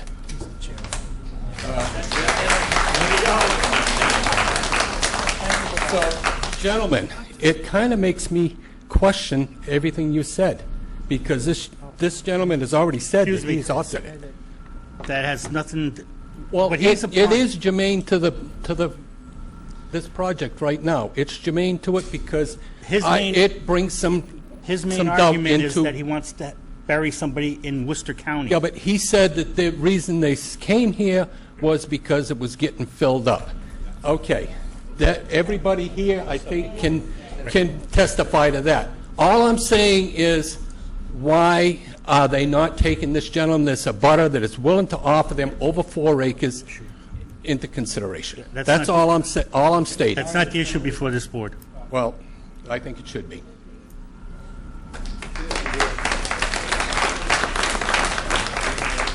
Mary Sansucci, I live on Ramshorn Road in Dudley. I'm quite disappointed that Dr. Khalid Sadozai is not here this evening, because I heard him say at the first 2 meetings that they were already talking with and cooperating with the Greater Springfield Mosque. And I'm wondering if you're going to bury just the folks from your congregation, or is this going to be a regional cemetery? And I think it's germane to this meeting tonight. You want to answer that, Mr. Chairman? Please. I wasn't there, but I know what happened because I wasn't there when Khalid made that statement, but I know the process. Initially, we worked with the greater Springfield area about finding a place halfway through. And please trust us when I say that, because this is the truth. That's exactly what he said. It But would then be they found halfway. this place to be too far from them, and they said, we're not with you. This is too far away from us. We can't service our community there. So Dudley is only for Greater Worcester. Already the Greater Springfield area rejected that. So how many mosques are there in Worcester? There are 2 mosques in Worcester. 2. Yes, ma'am. So will the people be buried from both mosques or just your mosque? 2 mosques, but 1 community. It's like 2 Catholic churches happening in the same community. So it's not like they are in separate restaurants. So we're serving the Worcester families from both mosques and people who don't go to the mosques. So that's what we're going to be service. In other words, and I think this is helpful, the Islamic Society of Greater Worcester does, for lack of a better term, help manage these 2 mosques. That is part of the Islamic Society of Greater Worcester family, the management of and running of the programs around those 2 mosques. That is their mission, both mosques. It's not a separate entity. Those 2 are this community. Okay, thank you.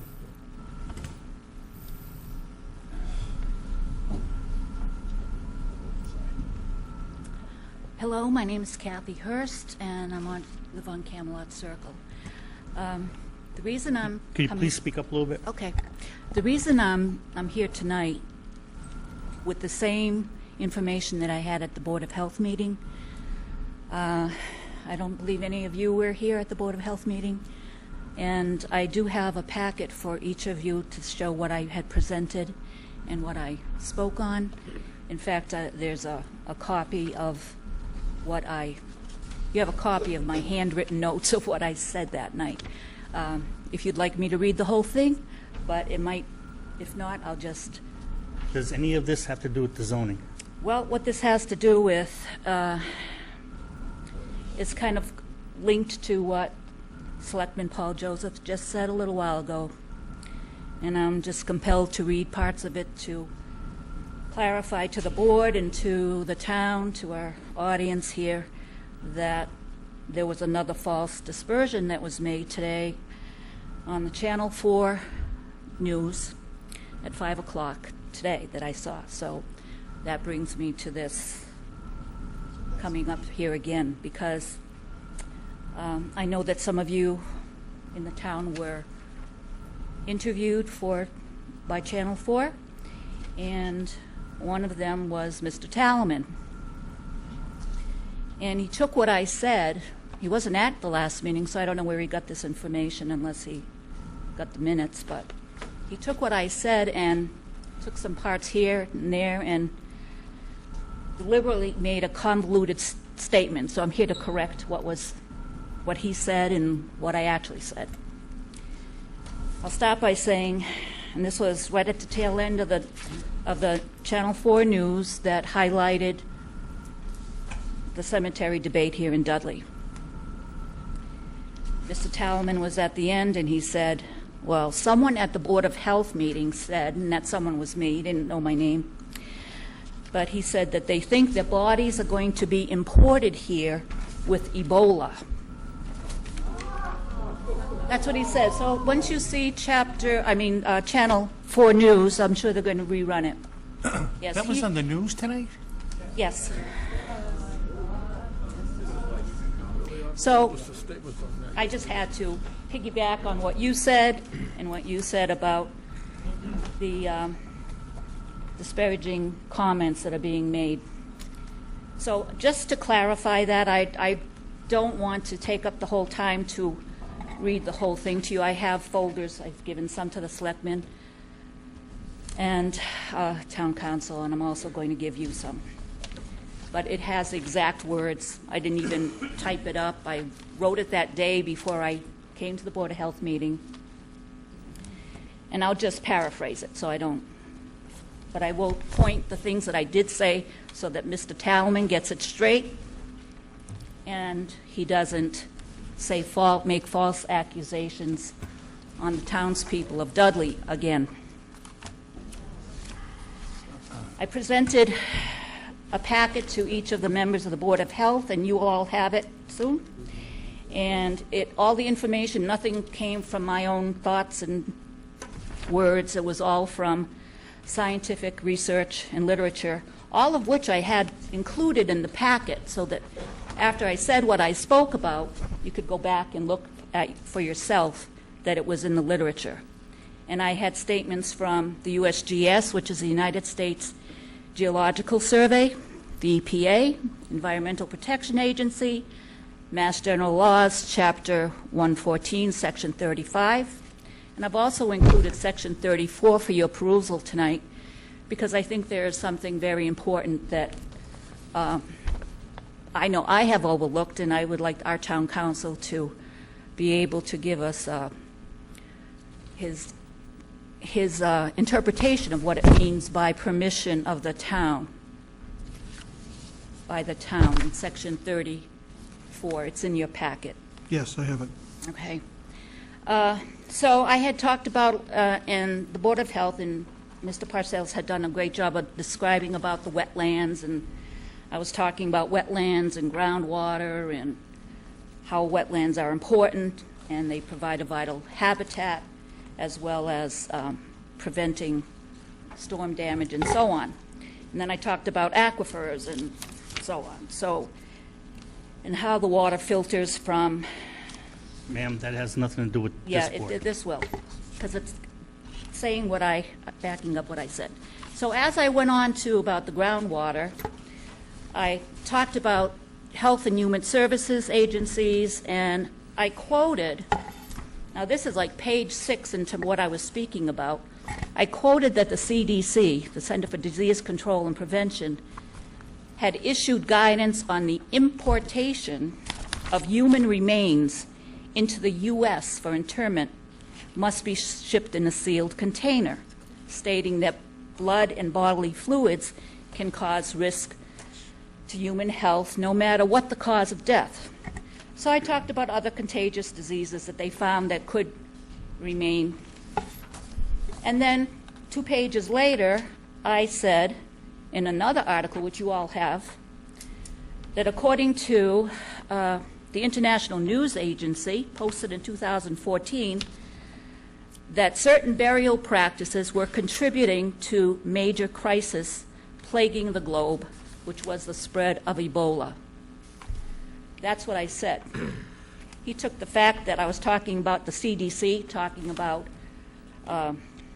certain precautions that have to be taken, and I talked about an article talking about cemetery practices and Ebola, and he reported today on 5 o'clock news that someone in Dudley, I guess this crazy woman here, said that I was afraid that the bodies that they're going to be importing here have Ebola. All right, and that's all I have to say, and you'll be able to read the rest of my, if you haven't already seen it on the video.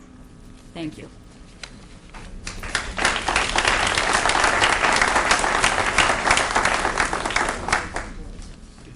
Hi, Steve Borowski, 161 Corbin Road. I was there when they were doing the perk testing, and somebody had a question about removing boulders.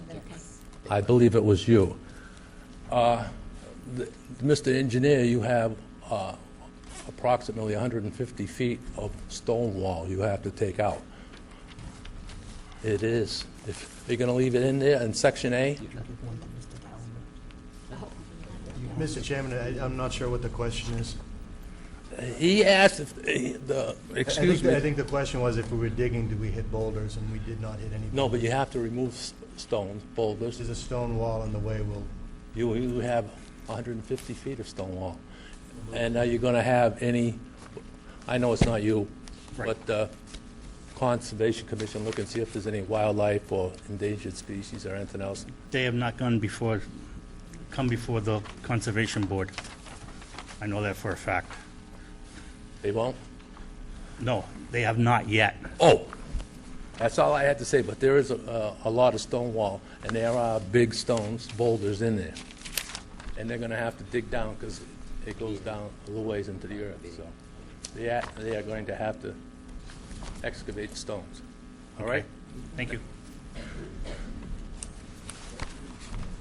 Is there any other new information? Mr. Chairman, I can address the woman who's at the microphone. I'm sorry, I don't recall her name. She asked a question about Chapter 114, Section 34.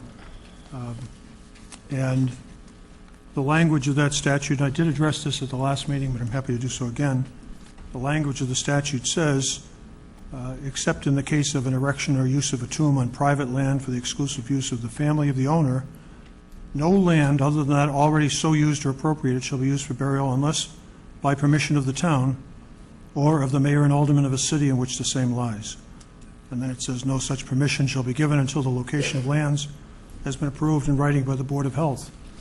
And once again, referring to Mr. Bobrowski's book, which I'm sure Mr. Talman is familiar with, the very first sentence is, cemeteries are regulated by Mass General Law, Chapter 114, Section 34.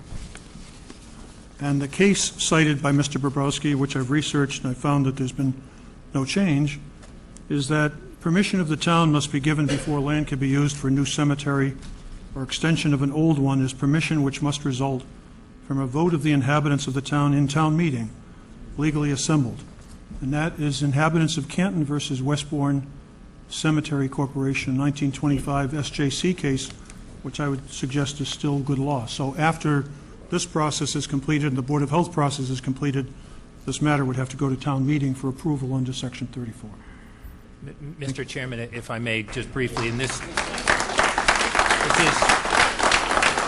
irrelevant to your proceeding, obviously, before you, but this is a pre-zoning act case, and town meeting has, in fact, approved this location by the passing of your zoning bylaws, which allow it in this location pursuant to special permit. So we don't have to belabor the point. We obviously have a disagreement, Mr.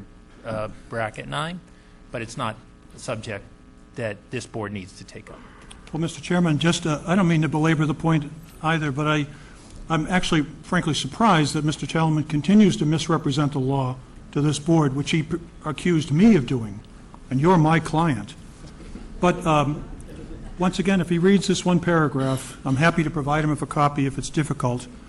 It makes it clear the court in Foster versus Mayor Beverly held that Mass General Law, Chapter 114, does not preempt application of the zoning ordinance to the use, because the Zoning Enabling Act contemplated regulation for other objectives.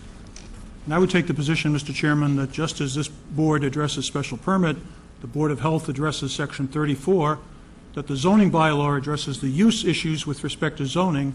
There's nothing in Chapter 114, Section 34, that says it doesn't apply to anybody after zoning was adopted. The most recent zoning was amended in 1975, as I mentioned. There's nothing in the zoning statute that preempts 114, Section 34. So Mr. Talman continues to fly by the seat of his pants, and his own documents don't support his position. So.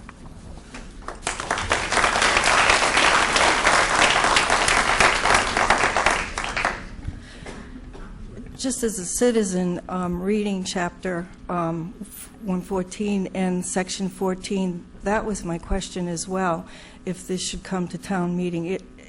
As someone not versed in it, it sounded to me like it should. So that was one of my questions that I was coming here for as well. And my other question is, in reading about the Regis case, isn't the Dover Amendment in court now weighing whether it's been misused, and I think the case is continued until December? I'm not familiar with any case. I'm familiar with a case, I believe, regarding the La Salette religious facility and whether or not there are certain taxation issues as to certain portions of the property, and that's currently before the Appellate Tax Board, I believe. But I'm not aware of a pending Dover Amendment case. Okay. Do you have the name of the case? I'd have to look it up again. I don't remember the name of the case, but I'm pretty sure that the Dover Amendment is under review because of how it's been used and proving that, not just for a religious organization, but the project needs to be religious or, educational. So, I understood that it was in appellate till December. And my other issue, to follow up with Mr. Joseph, media matters, and people outside our town only find out what's happening from what they read in the press. And for the life of me, I can't understand, the Telegram has misrepresented us, NPR has misrepresented us. NPR was interviewing abutters and asked what the issue is, and they, it's been land that has been proven not to perk for subdivision over the years because of the wetlands. And so the issue is a worry of the cemetery. Religion wasn't an issue at all. And the reporter said, "Are you sure it's not because it's a Muslim religious cemetery?" He was looking to put words in her mouth. And that has nothing to do with the zoning issue.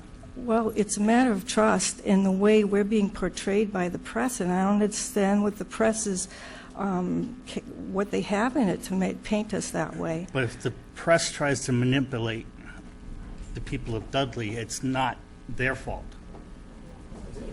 This gentleman here did not try to. Yeah. It might be Mr. Tallerman might have stretched the truth a little bit, but And he's a lawyer.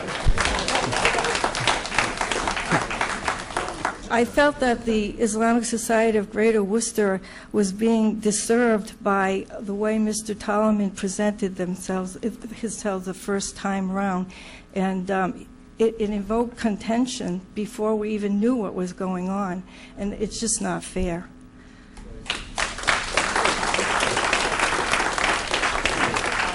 Take more than 30 seconds. Mr. Chairman,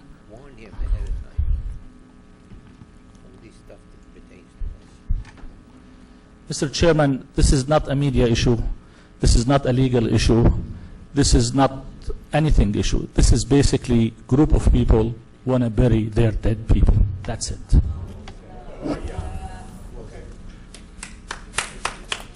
Stephen Sad, 47 Healy Road.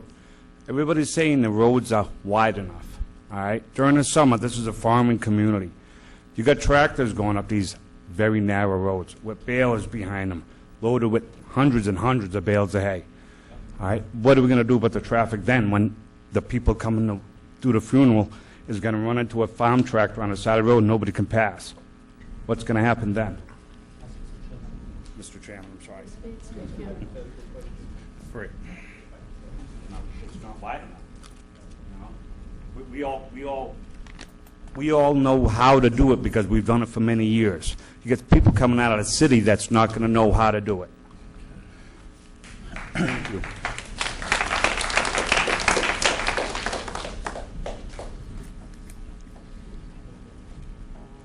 Is there anybody else? Anything new? What is the pleasure of the board? Mr. Chairman. No? If I may, I am here because I have, I'm actually from Framingham. I'm the vice chair of the zoning board in Framingham, but I'm here as an individual because I have read things and I realize what a difficult job you have. I just want to, thank you all for how hard, you have worked. I've respected much more seeing tonight, and, what I can say is I'm also an attorney. I'm a land use attorney. Without going into my age, I split the difference between their experience. I think that most people, just on the issue of whether it's a religious use, I do think that the case does hold that the cemetery is a religious use. I think it's hard to find cases on what's obvious. And what's obvious is that a cemetery that is run by a religious organization is a religious use. And I don't like the Dover Amendment. We deal with the educational side, and that's the most controversial. And we have turned down cases because they try to sneak in saying they're educational. But this is a clear-cut matter. You've got a religious organization with a religious use. You don't have an easy job. We don't have an easy job in Framingham. And I respect what you've done, but I really do have to say that on those two issues, both as just an individual, as someone with an experience in land use, and as an attorney, I think those 2 points are clear-cut. I'm also going to overstep a little bit, and as much as I've talked with Jay in the past, and I respect Mr. Brackett, I'm really kind of appalled as an attorney at the way the two of you have been treating each other.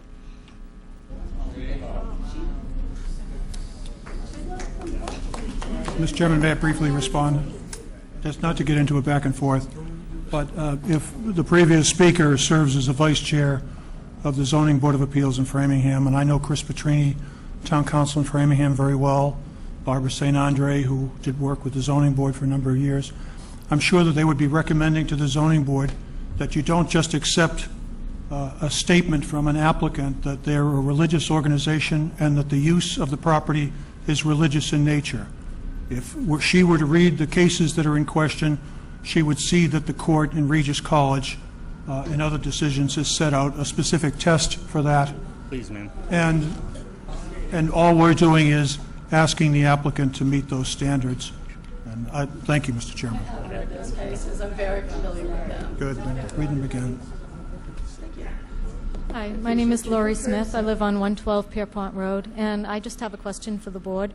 At the beginning of the meeting, it was said that the highway superintendent had concern with the roads, and several residents have brought that up at several meetings. I was just wondering, is there going to be a traffic study based on not the amount of burials that they're stating would be, but the amount that there could be, and how that would impact? I just want to know how you're going to investigate that or go forward with that. When I was on the planning board, they put in a major site plan review bylaw, and as the chairman indicated before, if this triggers site plan review, one of the steps is a Major. Here's the mic. Part of our site plan review. If they trigger it as a major site plan. Or it can be required by the planning board even on a minor. They have the option to require. Yeah, but this is going to be a major. It has to be done. Required. And one second question. I know they have to go before, or they most likely will be going before the conservation, and they're going with the Board of Health right now. Will your board wait until these boards are done hearing everything and making sure that they're meeting all their requirements before you make a decision on this? Want me to speak to that? Mr. Brackett. Mr. Chairman, as you and I have spoken regarding these meetings and the agenda, the zoning review takes a particular path under the zoning bylaw and Chapter 48, Section 9, and the Board of Health is operating in a different function. So the zoning board can make its decision contingent upon those other approvals, the Concom approval under wetlands, the Board of Health approval under Section 34. But my recommendation would be that if and when we close the public hearing, we then begin the 90-day deliberation period, and that will continue that to decision, whenever that is, and that the Board of Health and Concom will follow their own routes. Okay, thank you. Mr. Chairman, I'd make a motion to close the public hearing. Second. A motion's been made and second. All those in favor? Aye. Motion carries. Thank you. 5-minute recess. We cleared up all. 5-minute recess.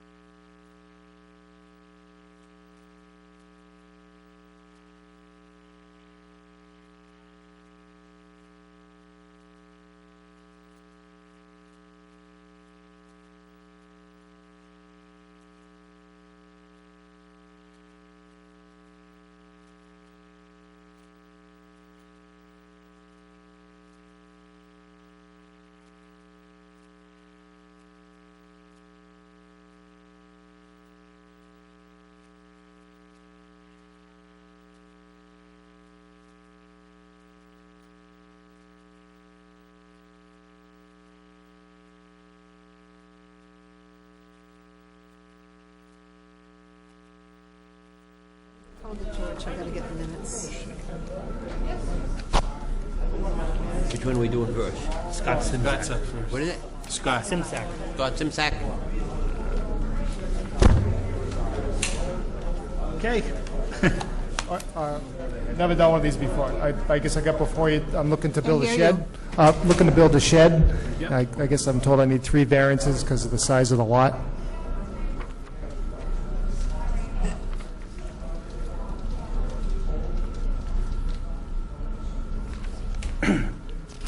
Is the shed is what you have outlined here? Yes, on It's a the, pretty big shed. yeah, well, I have no basement. I actually, half of my house is actually on post. You just can't see it when you look at it. The other side of the basement's really enough for a washer dryer, and you're kind of ducking around like that. So with the music here and everything, I need room for storage. And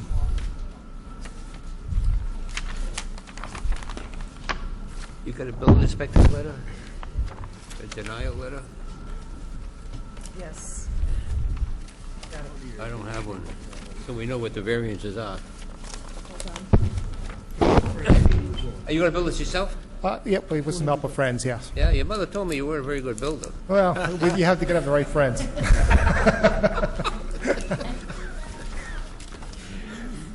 No, she didn't tell me that. Your Well, grandmother she did. could have. Well, I store pellets and everything too for the stove, so I need the extra space for storing pellets.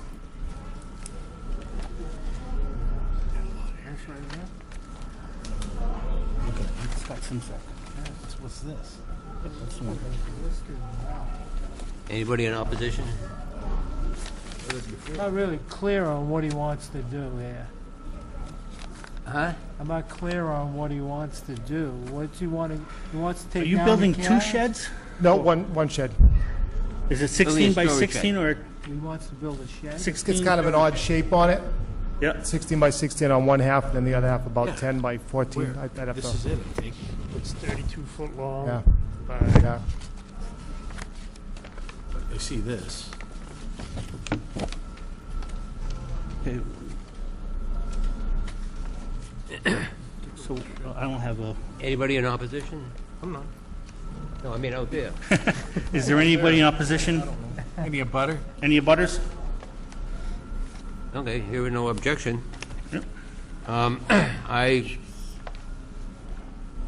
make a motion that we grant Scott Simsack 2 Norman Lane a variance from the lot size of 43,560 square feet to 29,280 feet. A variance for lot frontage from 150 feet to 55 feet. 55? 55, that's what we got here. Got to 96.25. That's not what I have. 96.25. Are you on the right? Scott Simsack, building inspector. I have different. Your numbers are different than what I got in the summary. The numbers are different? The application, I got 43,560 to 14,280. Right. That's what I'm showing. Yeah. He provides 14,280. Right. So he, Which is where he wants to go. oh, okay. Oh, I'm doing it wrong, okay. So he's going from 43,560 to 14,280? Is that your lot That's size? existing size right now is 14. Okay. That's the existing size? Yes, that's correct. Okay. Those are the lots around the lake. Yeah. So- 560 down to 14,280. Okay, and you need a minimum side lot for 8 feet, right? I'm sorry? Minimum sideline for 8 feet? 6 feet. I think they got 6 six feet. to, 6 to account for the overhang. 6 feet, I got it. Do you have this one, Roger? I got the wrong one. Oh, yeah, he's got that one. That's the first page on your. No, I got this chart down here. Oh, was it the original handwritten one? Go ahead, you make the motion. Make the motion, you got a good one. I don't know where this one comes from. All right, we'll make a motion to grant reduce minimum lot area from 43,560 square feet down to 14,280 square feet. A variance to reduce the minimum lot frontage from 150 feet to 96.25 feet, and a variance to reduce the minimum side yard setback from 25 feet to 6 feet to build a shed. Okay. Second. Motion's been made and seconded. All those in favor? Aye. Motion carries. Thank you. Okay.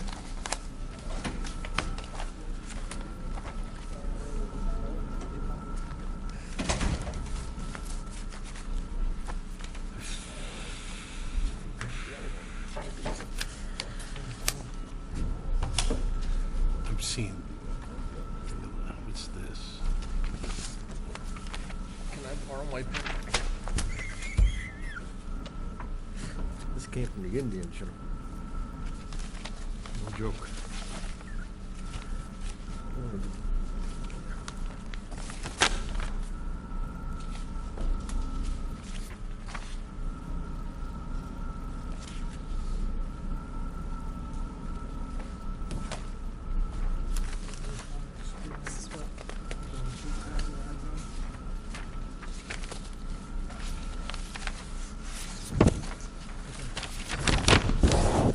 Do you have it? Oh, I see. Okay. Yeah. Does everybody have the packet on Real? No. Yeah. It's tucked inside the map. The little map is tucked inside. I don't have any yet. George, this is what, I gave it a... no, this is what I'm proposing.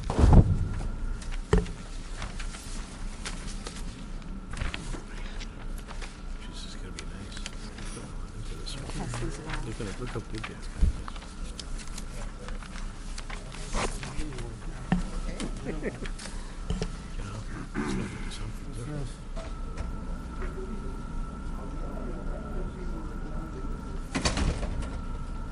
George, do you have this? No, I don't.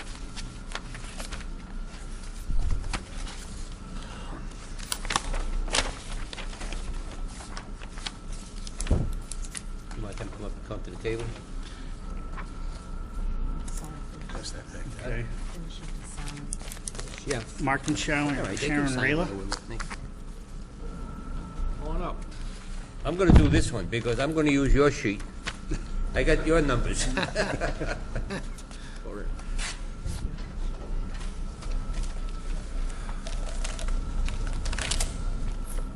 They're putting on a garage? Building a whole new house. Removing the existing house and building a new house with a attached garage. Oh, okay. And a 3. Okay, yeah. Anybody opposed to it? It's gonna be nice. Mr. Chairman, I make a motion that we grant special permits It's a for lot, variance, right? Looking for lot variances. frontage and area from 43,560 square feet to 12,960 feet, and 150 feet to 100 feet for lot frontage. A variance from the front yard setback 40 feet to 36 feet. A variance to reduce the left side setback from 25 feet to 11 feet. A variance to reduce the right side setback 25 feet to 14 feet, and a variance to increase the building lot coverage from 20% to 26% to build a home. I like that. You ought to come more often. Second. Motion's been made and seconded. All those in favor? Aye. Oh, sorry. Are there any objections? Any abutters? Any abutters? Are there any abutters? No. Okay. I don't have to. Take a vote. Yeah. Yeah. Okay, motion carries. Did you vote? Yes. Yeah, we did. You did? Yeah. Who seconded? Billy did. Okay, John did. He can't, he's an alternate. I Oh, did. I did. Oh, yeah. He's an alternate. Pick one of us. Take Yeah, he's an alternate. That's right. See the sheet. We'll sign them and get on our way. You're all set. Thank you. Sorry to make that so Thank you for being patient. Yeah, thanks for, Yeah, geez. You weren't expecting that, I'm sure. What are you building there Are you gonna want to, in Southbridge? Nothing. I don't own that building anymore. Oh, you don't? Okay. Or do you want to wait? Moved out of there now? Yes, I am. See him clearing up in the back there. What, are you gonna build a house back there? I don't know. No, that's yours. Okay. Okay. Make a motion to close the meeting. Wait a minute. Wait a minute. Hold on. We're not done yet. Who's Gary? Almost not Where done. are the pages? I can't. Right here. Oh. Ay, ay, ay. We need Gary, don't we? Bracket. Really? 5-1. Okay, right in here. Do we get bracket in here? Yeah, Where's get him in Rayla? here for a minute. I think it's going around. Where's the paperwork for Rayla? It's going around. They do it once, 20. Yeah, go ahead. Feel better now? It's still on TV. What, a few more nights like this and I'm gonna be... No, I'm going home and breaking out the good scotch. When's there going to be a vote? Can't tell you right now. You don't know? We're gonna vote on that. Within 90 days. 90 days. Within 90 days? Yeah. There'll be a vote? Okay. We just want to know. I just my want reporter wanted update to know information. just when exactly the vote's going to take place. So. We have 90 days to come to a I need to decision. update all your So within the information. 90 days. All right. Thank you so much. I appreciate it. He's working his way, he's coming. I thought they were going to break out dueling pistols. Check your information, make sure it's solid. And this is Rayla. Gary coming in? He said, God, I'm calling in. but he's talking to somebody. God, I'm calling in sick. Okay, he needs to come in. Who's he talking to? I don't know if it's a reporter or not. It's all, you're all set? Yep. Term expires. Let's look. John Julian. Well, I don't think we have to be public to talk to him, do we? No. Looks like Mr. Julian's all done. All we want to do is, Is this My considered oh, he's coming considered in. executive session? Where terms No. expire. Any deliberations has to be done in open meeting. Right. We don't have, no one can add to what we have. If they want to sit here and listen to it, they can. Did we sign it? It's not a public, maybe See other not, sheet. I don't know. Hey, we're gonna have to, did you see these dates on this? Yeah, we're done in 2 months. So we have to render a decision So in if- 90 days. Who's gonna render the decision? Who's going to, hey, wait a minute. No, it says, It's just gonna it be you says, going. it's 6/30/2016. As of June 30th, there won't be a ZBA, so don't.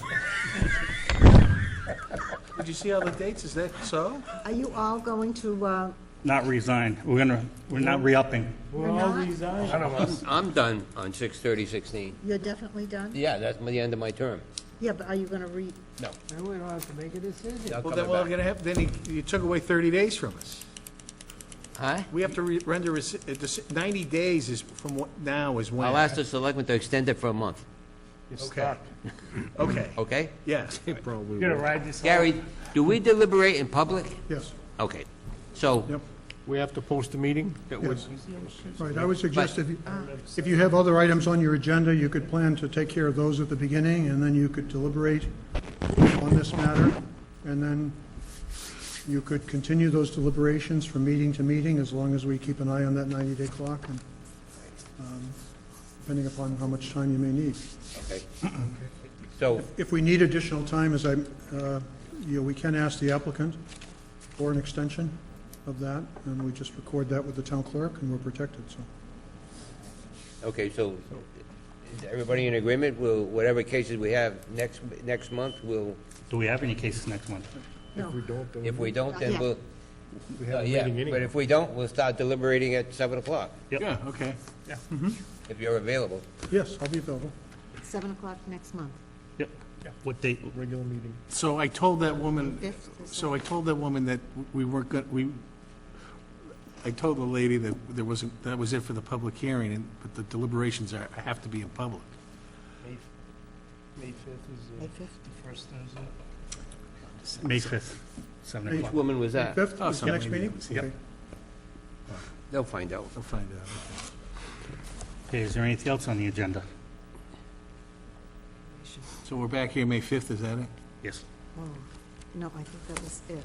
And you'll be here? Yes. Okay, can I have a motion to adjourn? Motion to adjourn? And I'll just mention, as I've mentioned in the memos I've given you before, if any of you have any questions between now and May 5th, don't hesitate to give me a call or drop me a note, send me an email. We can Happy to get back ask to you some questions by email. Yes. Yeah. On behalf of the board, Gary, we think you're doing a great job. Great job. Well, That was thank you. great. We appreciate That was very the, good. Yeah, I was apologize. good. I didn't mean to take as much time No, tonight. you did the but, right thing. No, I think everybody's kind of in agreement. I was trying not to turn this meeting The only into a... negative they have going for them is the guy they got representing them.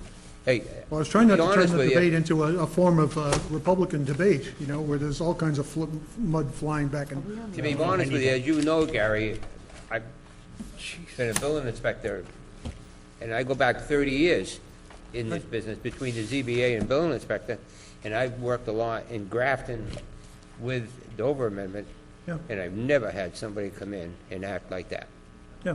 They usually come in, we sit down and work something out, you Right. know? But they've never had somebody come in and say, In your face. you can't do anything, you give me a special permit tonight, you can't do anything.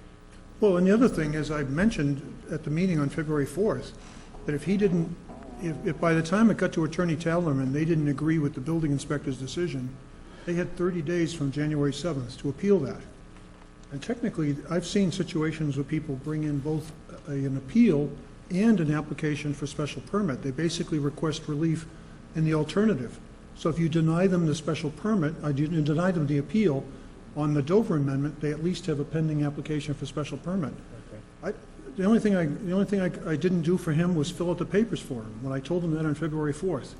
But he decided to go this way and continue on the special permit. And Well, I've had experience like I with him say- before. He's a bit unique among the municipal attorneys I've worked with. In over 30 years, you know, Yeah. I've never in my life run across something like this. I've never run across some attorneys who come on strong, but not like this. Well, I think he does a disservice to his client if he's trying to mischaracterize the citizen concerns as being anti-Muslim, rather than just citizens' concerns that farmland is now going to be developed into something different. And everybody down there is used to that. If you were proposing a subdivision down there, I'm sure the people Oh, yeah. would probably be Yeah, up if in you were going arms to put a too. soccer field down there, they'd be opposed. It's true, it's true. On the other side of Corbin Road, they're proposing a solar farm, Oh, are they really? and they were opposed to that.